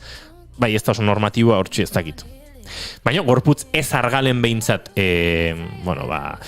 eredu izan den Kim Kardashianek 7 kilo galdu, Marilynen soinekoa jantzi, eta jaso dituen erreakzioak izan dira, wow, zoragarria, diba bat zara, Kardashianek egindu, gero ikusi dugu bestalde trampa batzuk ere bazaudela, akaso soinekoare kaltetuko zuela jazterako orduan, eta soineko horrek esan da bezala baduela beste balio patrimonial bat edo, baina uste dut hemen gatazke ere badoala pixkataratago. Bonasteko, Maria, zuri zeirutzen zaizu Marilyn Monroeen soineko hori museotik atera, eta Kim Kardashianen gorputzean jantzi izana. Ze badakit historialari, diseinatzaile eta abar batzuk ez dutela ondo egi ikusi hori. A ber, parte hortatikan, pixkat, bai, osea, delikatua dela. Azkenean da zerbait sortu zena, oindala 50 urte, Marilynek ere janzteko, eta, bueno, horregon dela gainera tejido horiek oso sensiblea dian, segurazki ja kaltetuak egongo direnak, eta, bueno, berriro erabiltzea, pixkat zerbait delikatua dela. Gero, bestalde batetik, bueno, erabili duela oso ikonikoa den eta estatu batuetako modaren barruan ikonikoa den soineko bat. Punto hortatik, bueno, vale. Gero, 7 kilo argaltzea hortan sartzeko, eskiztakin nik uste dut. Hobetuena izango zela esan bersio berri bat egitea, berari adaptatua, beste batzuk egin duten moduan, eta listo. Egia da, berrerabilpenaren zentzu horrekin bebai, berrerabili duela Marilynek erabilitako soineko bat, ezer berria sortu barik, eta kutsatzen ez dut, baina erabili du alfombran igotzeko, eta barruan beste bat jarri du. Noski 60 urte dituen soineko bada. Azkenean horrez da berrerabiltzen ari. Ez, dargazkirako. Eta eskerrak aldatu duela. Hombre, mugitzen da pixka bat eta purzun du soinekoa sentitzen dut. Uste dut nik ez da bai da beste leku bat eraman nahi nukela, eta gainera saiontan lehenago ere aipatu dugu, joan den astean aritu ginen honen inguruan, badela hor polemika sortu duen egoera bat, Roxy arropa markak ateratako iragarki baten arira, egon ziren, batez ere publikazio bat egon zen, bereziki, lekuzkanpokoa sentitu genuena, horren inguruan asko eztabaidatu eta hitz egin da, baina honek oinarrian esaten zuen obesitatearen apologia ikusten zuela, eta ez zaiola hori arriskutsua iruditzen zitzaiola, eta hor izan dira, hau bere tokian aztertu eta behar bezala argudiatu dutenak, eta hoien artean uste dut oso esanguratsua eta guri inguruan behintzat bolo-bolo ibilizela, Mai Etxeberrian, dietista nutrizionistak egindako analisia. Analisi hori berriro gurera ekarri nahi izan dugu, ze gizarteak, lodifobia hortatik, Roxyko iragarki horren inguruan egindako kritika hori, ontzat hartzen zuen bezalaxe, zati batek behintzat ontzat hartzen zuen bezalaxe, gizartearen zati handi batek ontzat hartu du 7 kilo galdu eta Marilynen soinekoan sartzeko Kim Kardashianek egin duen esango nuke gehiagikeria hori. Bueno, edo zin kasutan, honen inguruan garbien eta argien hitz egingo diguna, Mai Etxeberria nutrizionista eta dietista bera izango da, eta telefonaren bestaldean daukagu, Mai, arratsaldeon eta ongi etorri berriro bigarren kafera. Arratsaldeon, mila esker. Bueno, gaia zertxo baite zentratu dugu, honek egia da erpin asko dituela, ez dakit alderak eta honek ere zetoki duen eta nondik heldu nahiko zenioken zuk, baina ustut, lehenik eta behin, saretan irakurri dizugun argudio horri guztiari heldu nahiko geniokela,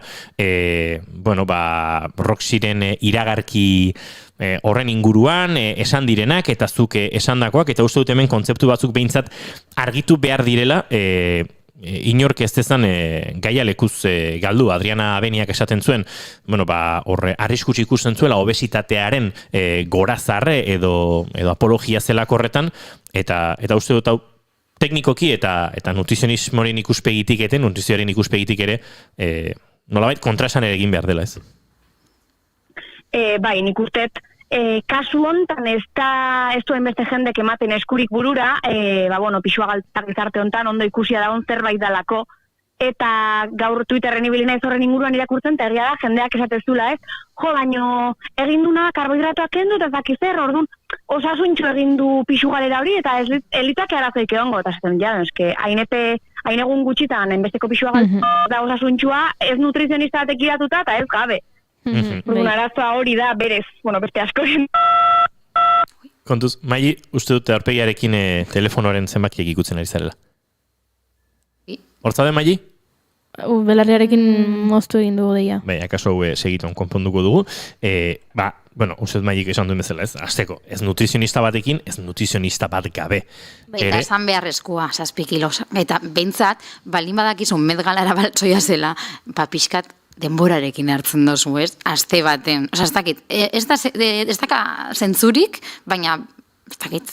Bai, Mai edako berriro telefonaren bestaldean, Mai esaten ari zinen horren arira, esango nuke nutrizionista batek horrelako proposamen bat duen, bezero bat jasotzen duenean, lehenengo gauza, proposamen hori burutik kentzea izango litzatekela, alegia, 7 kilo egun gutxitan galtzea, ez karbohidratoak kenduta eta ez kenduta, ez delako osasuntxu egia, ez da? Ala behar luke, kontuan hartu beharko dalako, dietista nutrizionistek ere, beste osasun langile askok bezala, kodigo deontologiko baten gainean iten degula lan, eta teorian pertsonaren osasuna dagolako lehenik. Baino, aurrekoakin lotuta baitaren, ondo ikusia da un pixua galtzea, gaur egun ikuste togaindik jende askok lan egiten dula formatu hortan, eta naiz eta nire ustetan behintzat egokien alitzateken proposamen horri buko itea, segurazki jende askok ez dio ingo.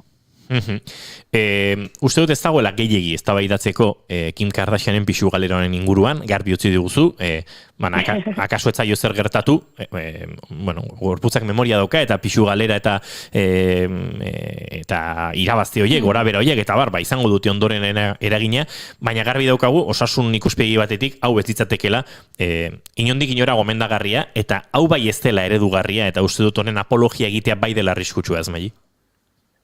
Bai, erabat. Azkenean, gaina horre ematen dan mezua da, Kim Kardashianek egin badu, zuk ere egin dezakezu. Eta azteko, ezin dugu konparatu bere egoera sozioekonomikoa eta gainontzeko jendeana, baina hortaz aparte ere bere gorputzak kaina hori jasan ostean 7 kilo galdu izanak, ez du esan nahi beste pertsona batek kaina berdina jasan eta gero 7 kilo kenduko ditu ni gainetik. Orduan oso arriskutsua iruditzen zait ere du ez dela ukitzea egoera hau. Eta aldiz, duela aste terdi, biazteko kontua da, ez da bai da, justu beste poloan zegoen, ez?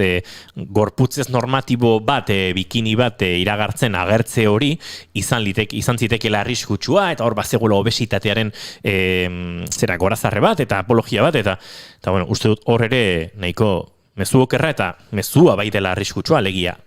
Horrelako iragarki bat kritikatzea bera ere, nahiko arriskutsu ikusten dugu guk. Oso arriskutsua, oso. Gaina, gero, sare sozialetan asko ematen zerbait da, gorputz normatiboek, elikagai ez nutritiboak, ala nola McDonald'sak iragartzea, eta gorputz normatibo batek iragartzen dunean, inorrezak eskatzen ez pertsona horren osasunaz, ez ezertaz. Orduan, bueno. Bai, Mai, galdu zaitugu? Mai? Bai? Mai hor zaude, ezta? Bai, hemen hau. Momentu batean galdu zaitu, bai. Bueno, inor ez dela kezkatzen horrelako iragarkietan, gorputz normatibo batek hori iragarri eta gertatzen denean. Baina hemen kontrakoa gertatu da. Maria Romero Lasfira agurtuko dugu. Maria, agur. Bai, junin behar nahi. Bai, urrengora arte. Hemen kontrakoa gertatu da eta uste dut, bueno, hor, bai, badagoela, ez? Bazegoela mezu horretan bestelako pixu bat ere.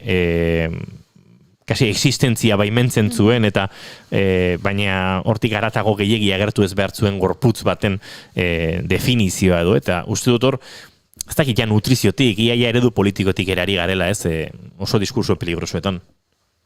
Oso, zen ikuste gaina, oain daun diskursoa da, gorputz lodiak bai, baina osasuntxu badaude, eta kontuz. Osea, gorputz lodiak bai, osasuntxu egon, edo ez, eta gero, bakoitzak eskatuko da, bere osasunaz, edo ez, baina besteok ez gea inor, pertsonari kritikatzeko.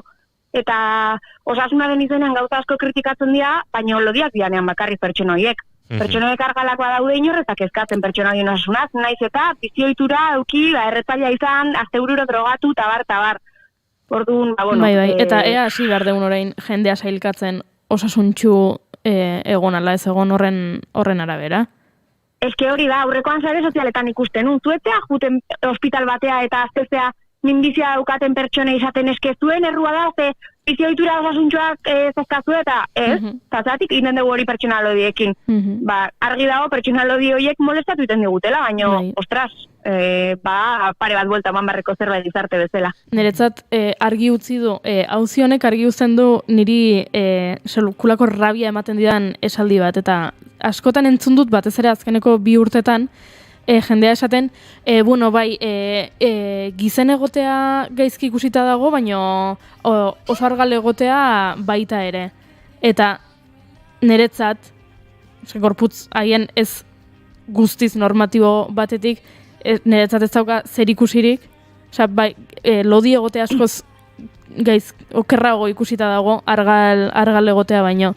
Eta argal eta ez osasuntxu, eta lodi eta osasuntxu edo ez osasuntxu, ez dauka zer ikusirik. Eta oraindik oso gizarte lodifobiko batean bizi gara. Era bat, baina nik uste diskurtso hori argala egotea ere ez da erreixa ezakizer, hortik datorrela, gure lodifobia zalantzan jartzea ez hain erreixa, denok daukau barneratua, orduan erreixagoa da esatea. Ez ezke pertsona argalek ere sufritzen dute, ze presio estetiko handia dakate, bai noski dakatela, ez dugu hori zalantzan jarri. Nio esaten da pertsona gizenek diskriminazio asko handiago bat jasaten dutela gizarte honetan. Hori errealidade bada.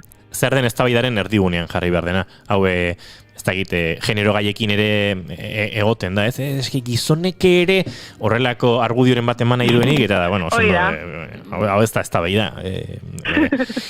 Bada hor beste gai bat, eta agurtuko zaitugu Maio, badakigulako lanean zabiltzela eta minututxo batzuk lapurtu dizkizugula, baina hor bada beste zerbait irakurri izan dizuguna, zure publikazioetan, eta da, pixuzentrismoan oinarritutako osasun irizpide batzutan erortzen ari garela kritika sozialetik, ez? Eta lodi egoteak alegia pixu konkretu bat eukitzeak ez duela zehazki esan nahi edo gorputz forma batek osasun faltari dagoen ikor, eta hori arriskutsua denik, eta hori ere bada ireki beharreko meloi bat momenturen batean.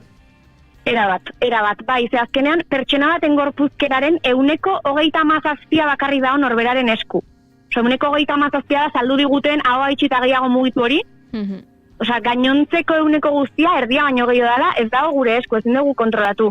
Orduan, pertsona bat gizena daola esan, eta esatea, ezke hori da ez dalako zaintzen, kotxen artean zaindu hori, ez da inondik inoa hori, ez? Eta ez dugu nauko egiten da, noski, osa, gizena dagoen pertsona batek, igual eukiko du prevalentzia handigoa edo probabilitatea handigoa gaixotasun bat pairatzeko, baina azaltxuria daukagunok, melanoma bat pairatzeko probabilitatea handiagoa daukagun bezala, eta horren kontra ezin dugu ez errein.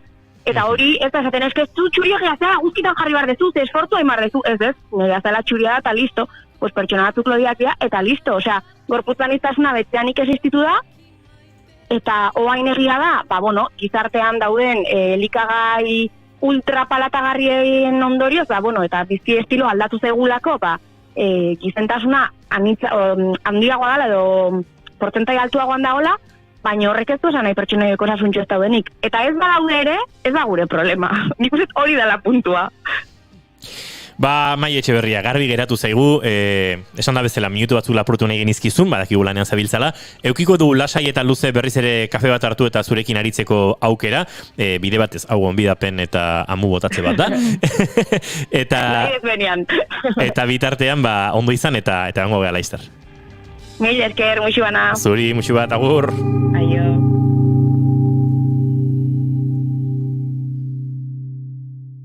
Arratsaldeko 5:19 minutu, bagoaz aurrera, laizter gonbidatu berri batekin, egingo dugu eta azken txampa, oraindik azken txampa luzea daukagu, arratsaldeko 6 bitarte hemen, bigarren kafean naiz irratiaren sintonian.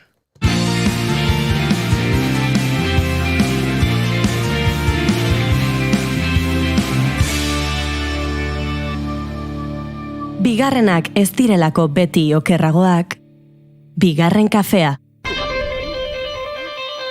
Gelditu makinak.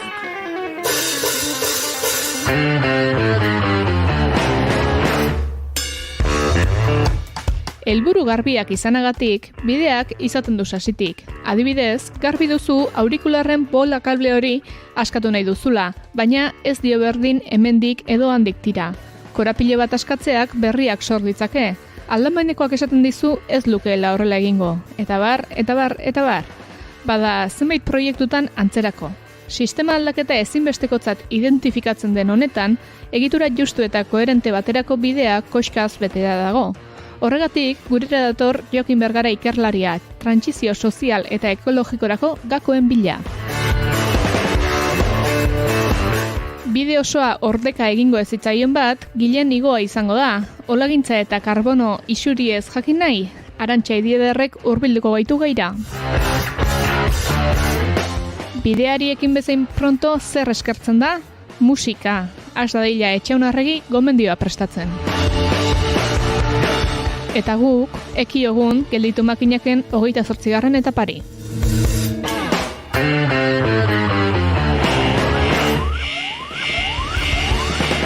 Jada entzungai duzue gelditu makinakeko azken saioa, gure webgunean eta podcast plataformetan.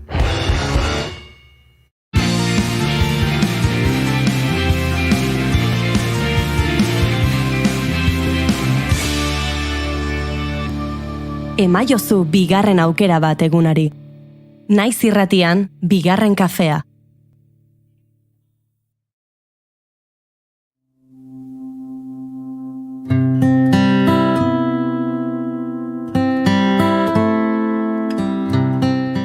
Batzutan entzulek diozue, Oiana Maritorenak astebururako planak botatzen dituenean, hainbeste gauza dela estresatu egiten zaretela. Eta pentsatu dugu hori konpontzeko musika lasai honekin egingo dugula gaurkoa.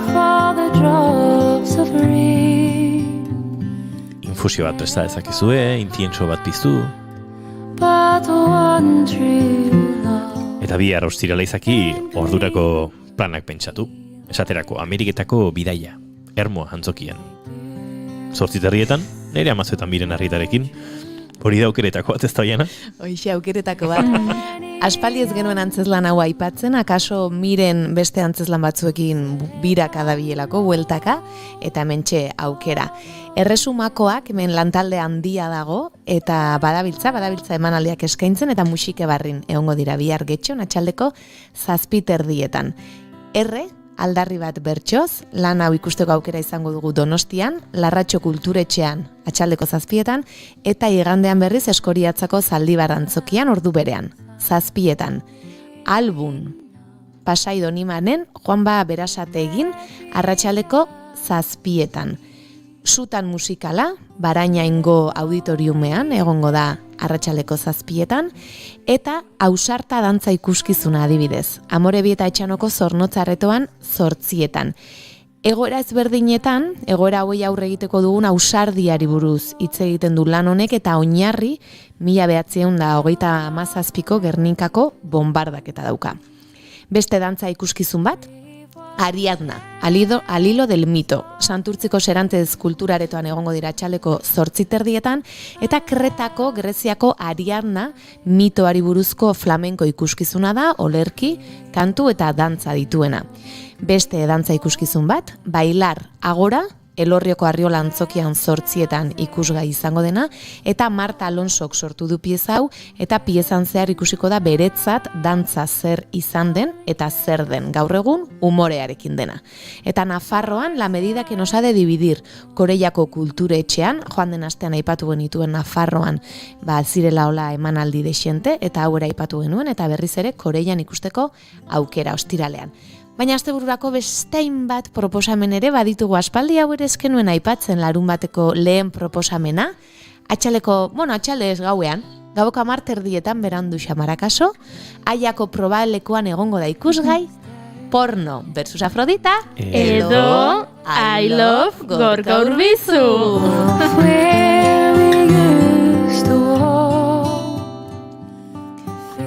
Martin Zalakain, dantza ikuskizuna, Amore Bieta Etxanoko frontoian hemen dantzari mordoago dago, holtzan hau mugitza ere ez da bat ere erraza izango, 8 Urbeltzek zuzendutako lan hau.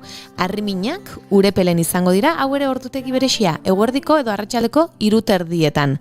Aitzindariak dantza ikuskizuna joan den astean aritu ginen honi buruz, borrokan edo berdintasunaren alde borrokan aritutako emakumei eskenitako lana, eta gaur egun ere lanean ari diren hoiei eskenitakoa, Atarrabiako kulturetxean 8.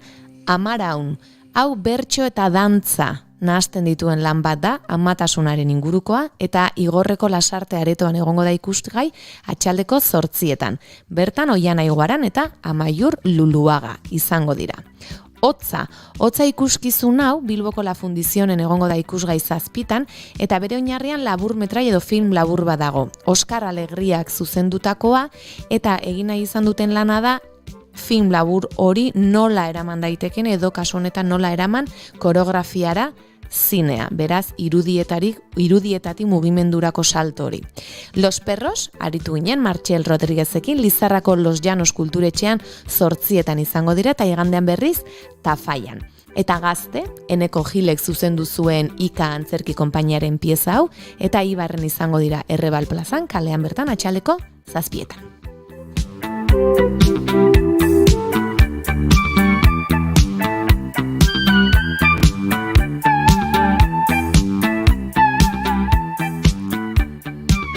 Eta igandean Eneko Gilbera zuzenean ikusteko aukera izango duzue, nahi izan ezkero Eresia Lurra Arin Bekizu ama lanean arratsaldeko 8 Lesakan. Nik joan den astean ikusteko aukera izan nuen, eta aitortu behar dut oso lan poetiko eta beresia iruditu zitzaidala. Eta, publiko aldetik nahiko eskaz dabiltzala.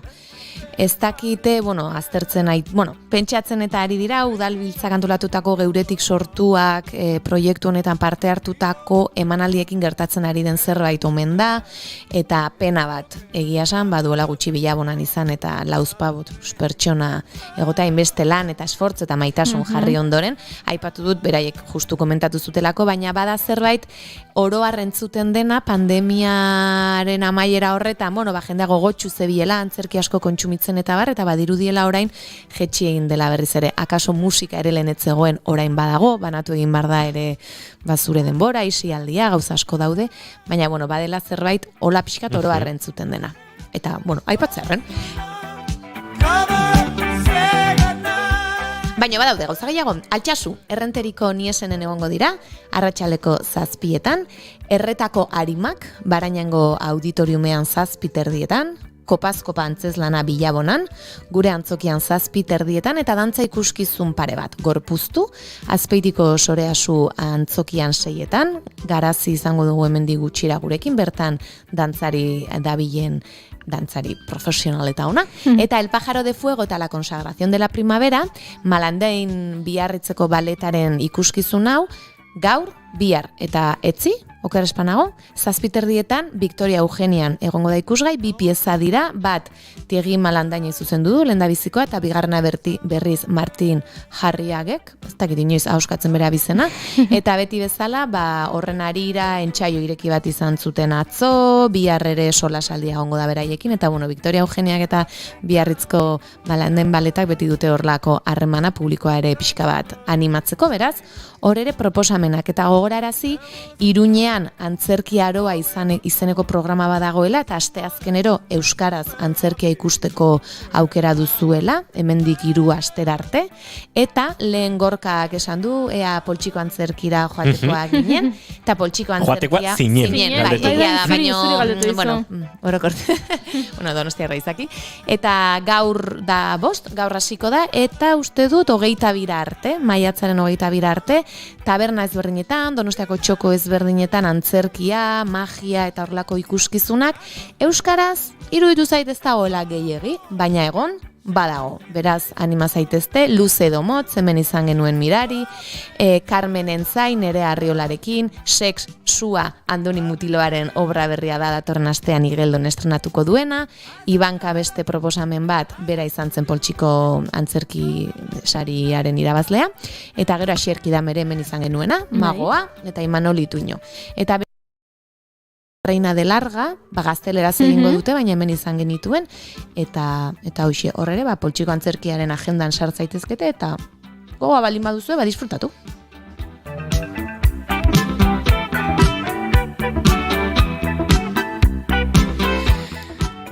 Bostak eta erdi dira oraintxe, 30 minutu, eta guk kafe hutsaren, gure gaurko gonbidatua, aurkeztu behar dizuegu jarraian.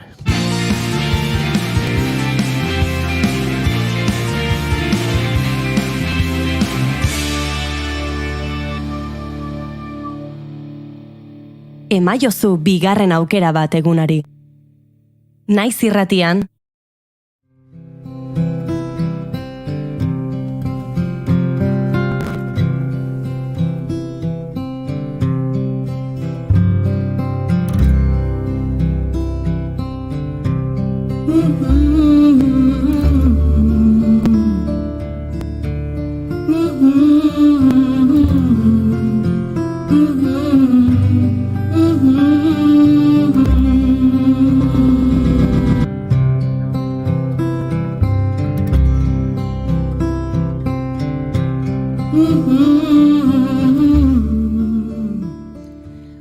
Puy Barral Juez, Donostia, olerkari, idazle eta interpretea.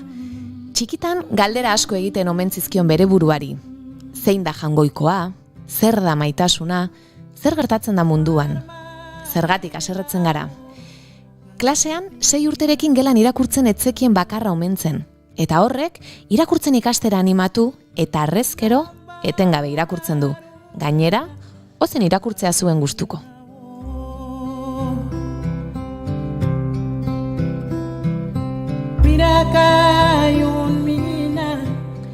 Horrela, etxean gertatzen ari zena azaleratzeko idazten hasi zen, beldurretik. Eta honek eman dio ondoren ere beti izan duen idazteko gogo eta beharra. Idazketa ikastaro ezberdinak egin ditu, dramaturgia, bersoa, eskritura sortzailea, eta denbora horretan guztian odontologiako ikasketak ere burutu ditu.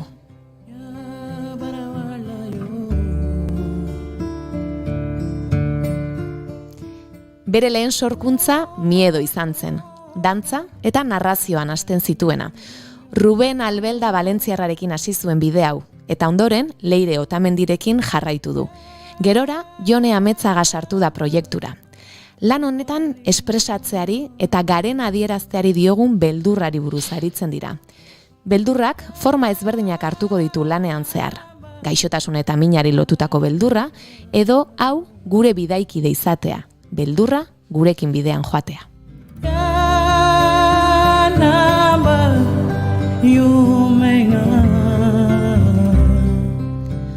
Ondoren, Judith Argomanizekin lan egiteko aukera izan zuen Deb ikuskizunean. Dantza ikuskizuna da, 4 dantzari eta Puy dituena. Bera da bertako testuak interpretatzea arduratzen dena. Bizitzari buruz hitz egiten du, ikasitako patroiak eta patroi hoiek aldatzeko askatasunaz. 2021 bere lehen liburua argitaratu zuen, Agua. Honek ere, bizitzari buruz hitz egiten du. Topaketak, topaketa ezak, mina, bakardadea, maitasuna. Liburu honetatik beste ikuskizun berri bat ere sortu du, Huesos. Manu Gaine musikaria du lan honetan bere lagun.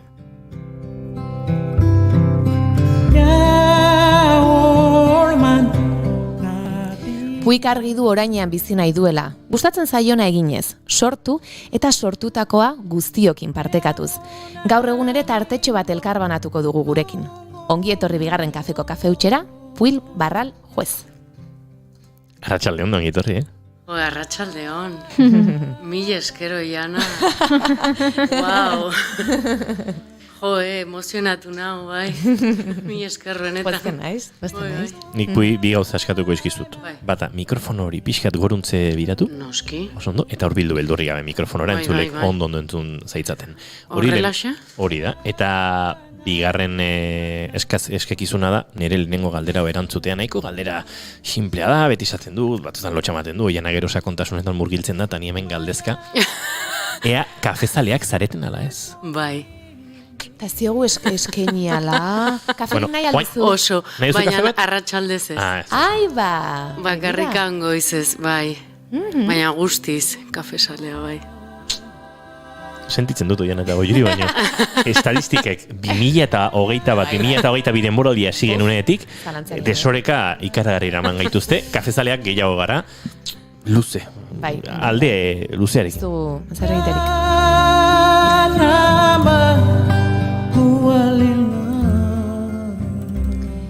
Bueno, eta ni orain hasiko naiz galdera batzuekin, gero tartekatuko dugu zure interpretazioekin. Aipatu dunik idazteko behar hori sentitu zenuela, zure bizitzan garai batean, eta jakin nahiko nuke, zer da orain zuri idazteak ematen dizuna? Nere momentua da egunekoa espresatzeko. Emozioak espresatzeko. Baina ez bakarrikan nere emozioak egunean ikusten dudan gauzak idazten ditut. Lo kotidiano, ez? Esaten, egunekoa. Eta gaur egun niretzako ez da bakarrikan idaztea. Nik idazten dut ahoz irakurtzen horrela esaten da, bai? Ozen irakurtzen edo. Bai, hori da. Orduan, bai, elkarrekin egite ditut bi gauzak. Bai. Beti izan da horrela. Bai, beti izan da horrela, bai. Eta beti eramaten duzu aldamenean hori bada zerbait niri beti gustatzea dena galdetzea edo olakoak kuadernotxo bat edo, gaina esan duzu eguneroko horretaz, ez? Ez dakiden zerbait egunaren amaieran etortzen dena edo eta momentu batean, hemen zerbait dago. Karo, ozen irakurtzeko akaso etxean? Bai eta ez, grabatzen dut. Eta gero idazten dut batzutan, mobilarekin. Beste batzutan notatxoak dazkat. Ze, bai, badakat libreta bat nirekin, baina azkenean niretzako, behintzat, libreta, edo beste, edo kotxean dakat, edo, nun neukan, orduan, pizkat lokura da, baina bai, gero notak dia, edo mobilan grabatuta, nasketa bat, bai. Aipatu dut zure lehen ikuskizuna, miedo izan zela. Nola sortu zenuen ikuskizun hau? Nondik hasi zen edo? Beldurratikan. Bai, pasanun, orain dela 5 urte, gaixotasun bat, egon behar nintzen etxian, eta, beldurrakin. Paniko esango nuke, ez? Orduan, hor hasi nintzen beldurrari buruz idazten, eta partekatzen ere eta galdetzen. Ez? Ze da zuretzako beldurra edo, ze ematen zaizu beldurra edo, eta hor hasi izan. Gero, neukan super klaro, argi, mil esker, ze egin nahi nun dantzarekin, bai, mugimenduarekin. Ze beldurrak maten digu edo mugimendu oso azkarrak edo paralisis bezalakoa, ez? Orduan, nahi nun, hori argi neukan nahi nula dantzarekin eta mugimenduarekin batera egin. Bai. Hori xeipatu behar, non? Zen niri oso kuriosoa edo bitxia irutzen zaitela, ze nik beti pentsatu izan dut, edo nik sentitzen dudana hori da, beldurrak paralizatu egiten, no? Eta bihurtzen naiz, bilakatzen naiz arrizko estatu bat, eta ezin naiz mugitu, eta beldurrari buruz hitz egitea edo zerbait transmititzea mugimenduaren bitartez, oso, ez dakit, bitxia iruditzen zait. Bai, hor dago piezan, ni nago mugimendurik gabe, ez?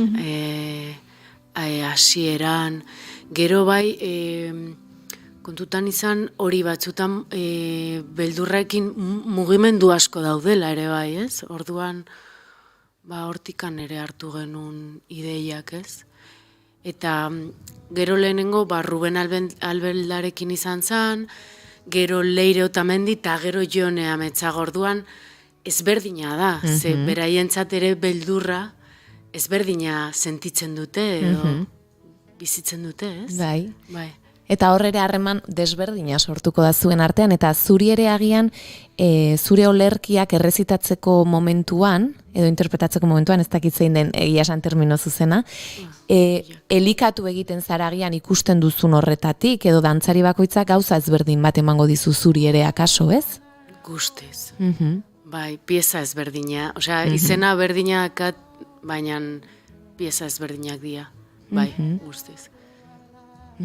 Neri gustatuko litzaidake zuen zutea, pixka bat. Ondo iruditzen bazaizu. Bueno. Etxeko lanak eginak, Musikarekin eta guzti.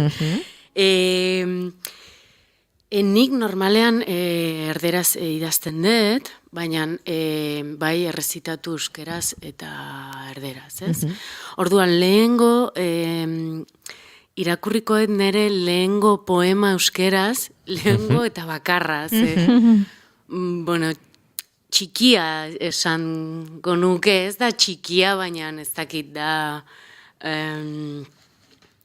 bai, motza, eta ni txikia sentitzen naiz irakurtzen, ez da, baina nahi nun irakurri, bai, eta gero irakurriko ditut Amaia Lasa eta Leire Bilbaoen poema batzu. Hau musikari gabe, ez da, jarriko dugu? Bai, hau musikari gabe, lehenengo bat nerea, eta gero Leire Bilbaoen beste bat, bai? Beira. Ahotsak huts egiten dit, begiratzen dizudanean, otsoa ikusiko banu bezala. Hotzak txistu egiten dit aurpegian, ahotsik gabe. Zuk besoak lusatzen dituzunean, nire sentikortasunak dardar egiten du. Beira bihurtzen naiz, hutsa, birziklagarri. Ze polita. Eta orain, hau Leire Bilbaoena da. Leire Bilbao Ondarroako poeta euskalduna da, idazle euskalduna. Eta niri guztiz gustatzen. Azken finean gauza gutxi dira ezinbestekoak. Abisatu gabe datorren euria bezala. Espero ez duzun ur zikin hori zure memoriaren zuloetatik sartzen. Gauza gutxi direlako ezinbestekoak azken finean. Ametsak ere aitzakia bat besterik ez. Inoiz izango ez garen hori izango ez garela onartzeko. Ezinbestekoak gauza gutxi direlako azken finean. Mina bezala bizirik gaudela oroitarazteko. Ez direlako gauza bera mina eta samina, naiz eta bilek min eman. Gauza gutxi dira azken finean ezinbestekoak, azalaren lehen mintzean gordetako beldurra bezala, begiak zabalik edukitzea edo salbatuko garela pentsatzea.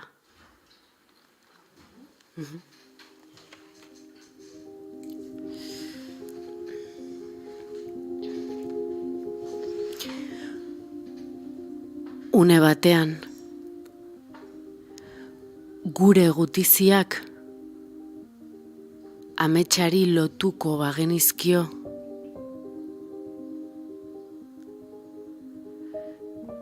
Une batean, gure itxura ihartuak ikusiko bagenitu.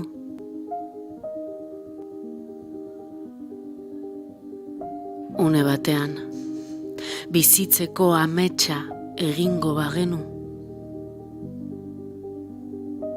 Une batean, ametsa egia bihurtuko genuke. Une batean ametsa egia bihurtuko genuke. Une batean ametsa egia bihurtuko genuke.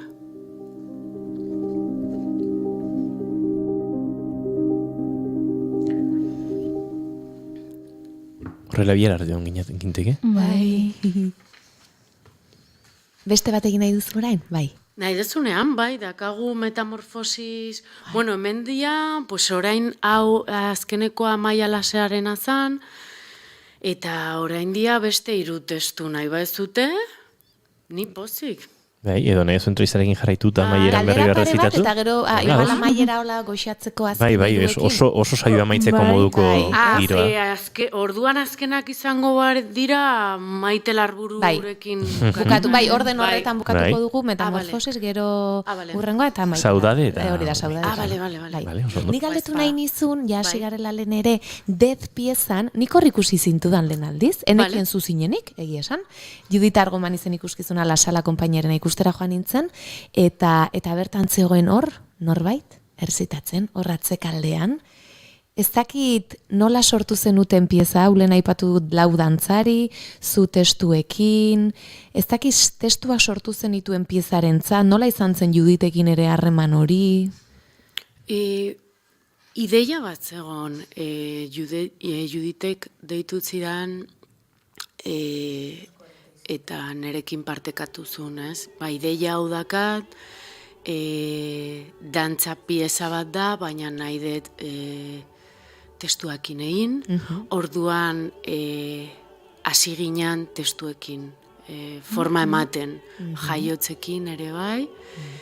Orduan horregon ginen, ba, ideiak partekatzen, eta bai, testuak garatzen ere bai, eta forma ematen, hasteko. Gero ja, testuak egin da, bai, eta azkenean batera, berak egin zuen eta hasitzan jaiotzekin ere bai, ba, koreografiarekin eta dantzarekin, ez da? Baina hasieran bai, dramaturgia eta testuak izan zian. Eta adibidez orain, aipatu dut Manurekin ari zarela, Manu Gainerekin, Huesos liburutik Huesos lanean, Agua liburutik ateratakoa. Hor, kasu honetan ere horrela lan egiten ari zarete, dagoeneko zuk liburuko testuak era berean eramango dituzu holtzara musikarekin, edo kasu honetan musikariarekin nola izaten ari da prozesua? Musikariekin ezberdina da. Sortzeko, bai, piezare bai sortzeko, ba, elkartzen gea eta nik testuak irakurtzen ditut. Orduan musikariak musika sortzen du. Musika originala da, Manu Gainerena da. Orduan, ba, horrela egiten dugu, errepikatzen eta errepikatzen hasteko irakurtzen dut testua, eta berak gelditzen da pentsatzen, berriro irakurri mesez, berriro irakurtzeet, eta ja, abeitu, ze iruditzen zaizu ritmo hau, edo beste gauza hau, horrela egite dugu, bai. Prozesu oso polita da, oso polita, bai. Bera perkusioarekin ari da, edo, bai? Bera bateriakin eta perkusioarekin, badaude gon, krotaloak, kuenkoak, gero berak gitarra ere bai jotzeu, eta panderoa, kajoia, osea... Bai, askotan, uste dut, perkusiziz egiten dugunean... Bateria bakarri datorkigu. Bueno, edo bai, perkusioa den kolpez jotzen den, eta egur batean txalaparta baten, edo partxe batean, baina perkusionistek gon bat afinatuta dago, hor harmonikoiek oso nota rekonozibletan daude, melodiak sortzen dira, vibrafono batekin perkusionistatek egin ditzake gauza zoragarriak, instrumento pila daude, afinatuta daudenak, dena daukate afinazio bat, dena dauka nota batez, baina benetan melodiak kontrolatu eta sortzeko moduan ere egin daitezkenak, eta oso goza politak eta Manu Gein hortan, espezialista bada, eta oso trebea da, beraz. Bai, jendeak ez ezala imaginatu perkusionista bat, pandero bat, edo bateria bat, edo txalaparta baten doinu horietan bakarrik, hori ere da perkusioa, baina gauza gehiago ere bai. Bai, eta gaina hori, adibidez badago testu bat, hasten duna Manuk biolina horko batekin, jotzen du kuenkokin, eta soinu ambientala iteko dia birgeriaz, bai. Ze arkuaren garraztasun hori, rozamendu hori ateratzen da, baina ontzi tibetar edo bestelakoen afinazioiek harmonikos osakonak, iaia terapeutikoak diren soinu horiek, eta iaia ez, terapeutikoak diren soinu horiek. Argi zenuen adibidez horrelako musika mota batekin lan egin nahi zenuela eta Manurekin egin nahi zenuela, edo hori nola sortu zen? Bai. Argi nun, ze gustatzen, nire gustatzen pilo bat, dantzarekin, mugimenduarekin irakurtzea, eta musika zuzenean. Musika zuzenakin egiteko. Orduan, argi neukan perkusioa nahi nuela, bai. Ze gustatzen zait pilo bat. Hasieran esaten nun, pixka eta agian, ostras, poesia eta perkusioa, ez dakit, baina eskear, biolina, gustatzen zait pilo bat ere, pianoa, baina zan ez, perkusioarekin. Orduan deitu nion, Manuri, eta santzian baietz. Osea, zen eretzako zan, lokura hundia, eta nengon, orduri, esan, ez esango du, ez da, eta, bai, egingo dugu, eta hortxe. Eta hortxe gaude, bai. Eta 2021 idatzi zenuen Agua, liburua, eta hori ere argi zenuen ondoren eraman nahi zenuela, hori musikarekin, edo zerbaitera, edo idatzi zenuenean, idatzita, zuri gustatzen zaizuna, idaztea da, gero interpretatzea eta partekatzea zuzenean jendearekin, zer da gehien disfrutatzen duzun agian dena? Zaila da aukeratzea. Gehien disfrutatzen dena errezitatzea da, interpretatzea da, bai. Gustatzea pilo bat idaztea ere bai, baina bai, argin neukane bai. Zela, nik idatzitakoa errezitatzen badet, ondo, baina niri gustatzea dena errezitatzea. Orduan, bai, narratzea edo interpretatzea da gehien gustatzen zaidana. Ahotxorrekin nahi zarritzen. Hori baldin bada gehien gustatzen zaiona, utzingo diogu egiten, ez da? Nik uste dut baietz.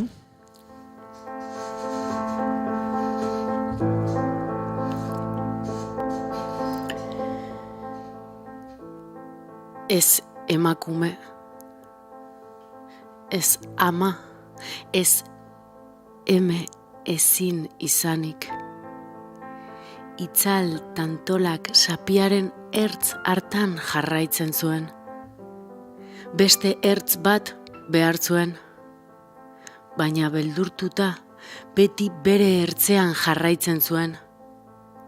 Itzal tantolak beti ertz hartan, ezin haunditurik, ezin zabaldurik, argia ezin sorturik jarraitzen zuen.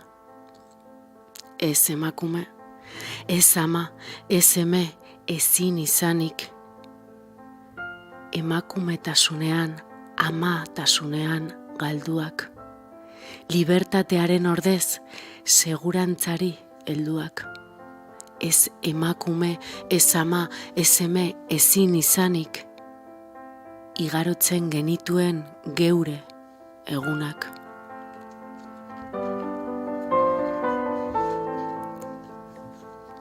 Eta bagoaz, beste baten bila.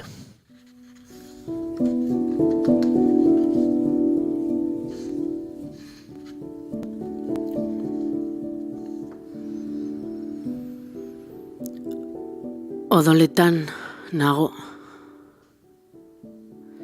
Zikindu dut atzamarrekin izpiluan. Odoletan nago, baina naiz emeago sentitzen. Kalez beterik daude usainak, kea ari du arripetik. Zutu egin dira teilatuak. Masail gorritu bat da zerua albotik pasatzean. Orratzetatik tantaka ari dira segundo odolkarak. Lotxaturik erori dira ostoak ukitu orduko. Odoletan dago oinez naraman lurra ere. Sortu zuen sabeletik isuriz doa. Barrunbek onartu nahi ez didaten jarioa.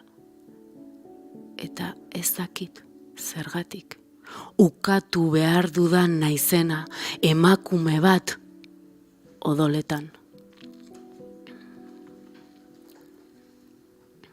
Eta lehen diba dugu azken bat zuentzat.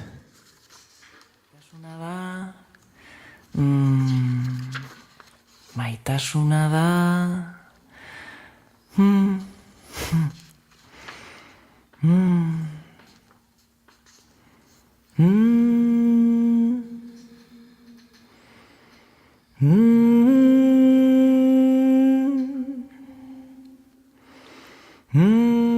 Hizkuntza honen barruan bizi naiz. Bere esku eta belaunen gainean hasi nintzen oinez. Bere mingainarekin maitatu dut. Bere azalarekin eta azalean jo naute. Anatomia asimetriko hau da nire karkasa. Zainetatik dabilzkita ditzak, azazkaletan arramazka sinonimoak, beldurra deklinatzen, hitzak jariatzen ikasi dut. Odol eta aragirik gabeko amodio hau dut ostatu, aditzak aditzen, hitzak isten, puntuak eta komak isiltzen erakutsi didate. Zahar berritu behar den hizkuntza honen barruan bizi naiz, hau da, bizi nauen etxea.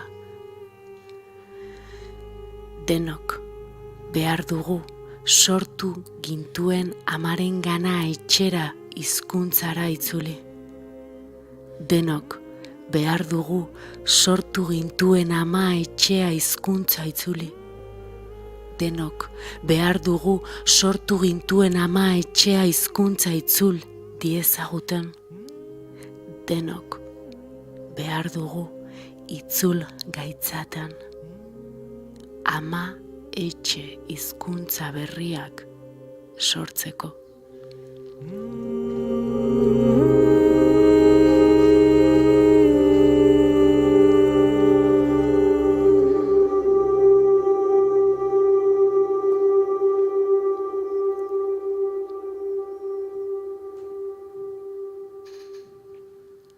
Zer esan orain ez? Wow. 2 minutu terdi dauzkagu arratsaleko 6 arte nik uste azken galdera bat egin eta saio goxo agurtzeko moduan. Bai, nire gustatuko litzake jakitea non jarrai dezakegun zutaz gozatzen edo zurekin gozatzen.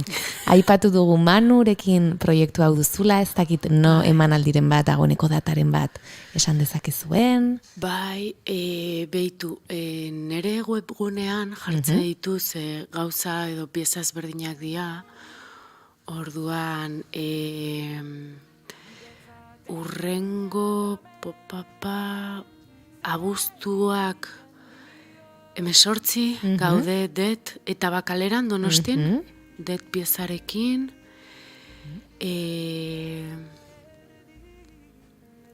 aurkezpen Lugaritz kulturetxea, maien ez dago urrengo hilabetean egongo da ere bai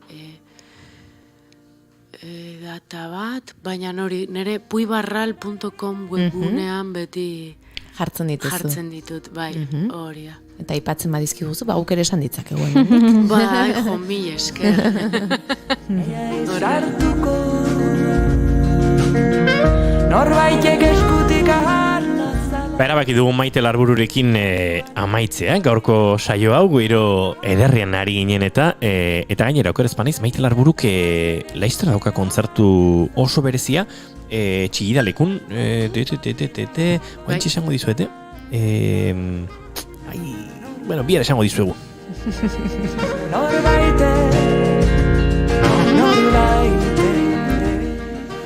Bihar esango dizuegu, noiz den Maite Larbururen Txigidalekuko kontzertu berezeri. Bihar delako, 8:00. Bihar 8:00.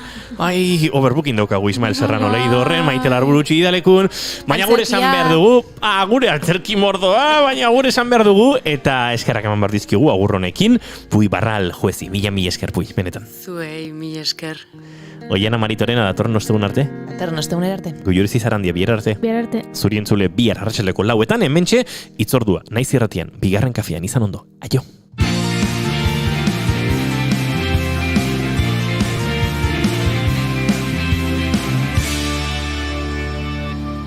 Keep calm and bigarren kafea.